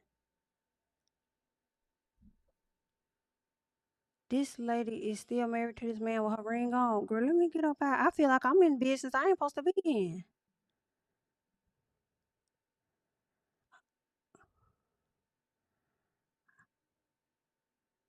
that lady, huh? Oh, Monique, baby. Oh, Monique, baby. That was AI. That was AI. That's y'all problem. See, AI has gotten extremely dangerous. It has gotten very, very dangerous. You know, a lot of people have been doing videos over on an app. It's an app that start with an S. I'm not gonna put it out there because I want nobody going over there trying to create stuff. But the app will do things to where it looks very real, right? It looks very real. And I think, you know, you just got to be mindful of stuff like that because it's just getting too realistic. And I think that's what took place here. I think it was AI. I think it was AI. This lady appears to be, you know, happily married. It looks like, you know, from that November post of this year, was she posting with her man and kids and stuff like that. Like, that was just, y'all get that out y'all heads, girl. Okay? Go on, get that out y'all head. That was nothing but AI. All right? I just wanted to go ahead and come to that conclusion for everybody so y'all don't be putting that lady name in no mess and stuff, knowing that the images and video y'all seen was AI. All right? So don't get in trouble with that AI, okay? But that's all I got. I'm gonna scoop back up out this because y'all got me in business I ain't supposed to be in right now. And love y'all. I'm gonna catch y'all in the next one. Bye. Yeah, tell him I preach to the choir. Stand with my feet to the fire. Give all the glory to God. Stand in the midst of these haters, I'm silent, nobody can stop me. Just gotta check in my notification, them numbers hit like it's a proxy. Cashed out at the ATM, and the ATL, they done made a gym. I've been kicking doors like the ATF, got them trying to clone me like Agent Smith. Game time, I invaded gym, high elevated, I can face the rim. Putting shots up, I got laser focus, about to take it over, I'm Invader Zim. On a trip to Florida like it's A&M. Who that nigga, man, they say I'm him. Spit the truth, never wasting film, I can feel the pool.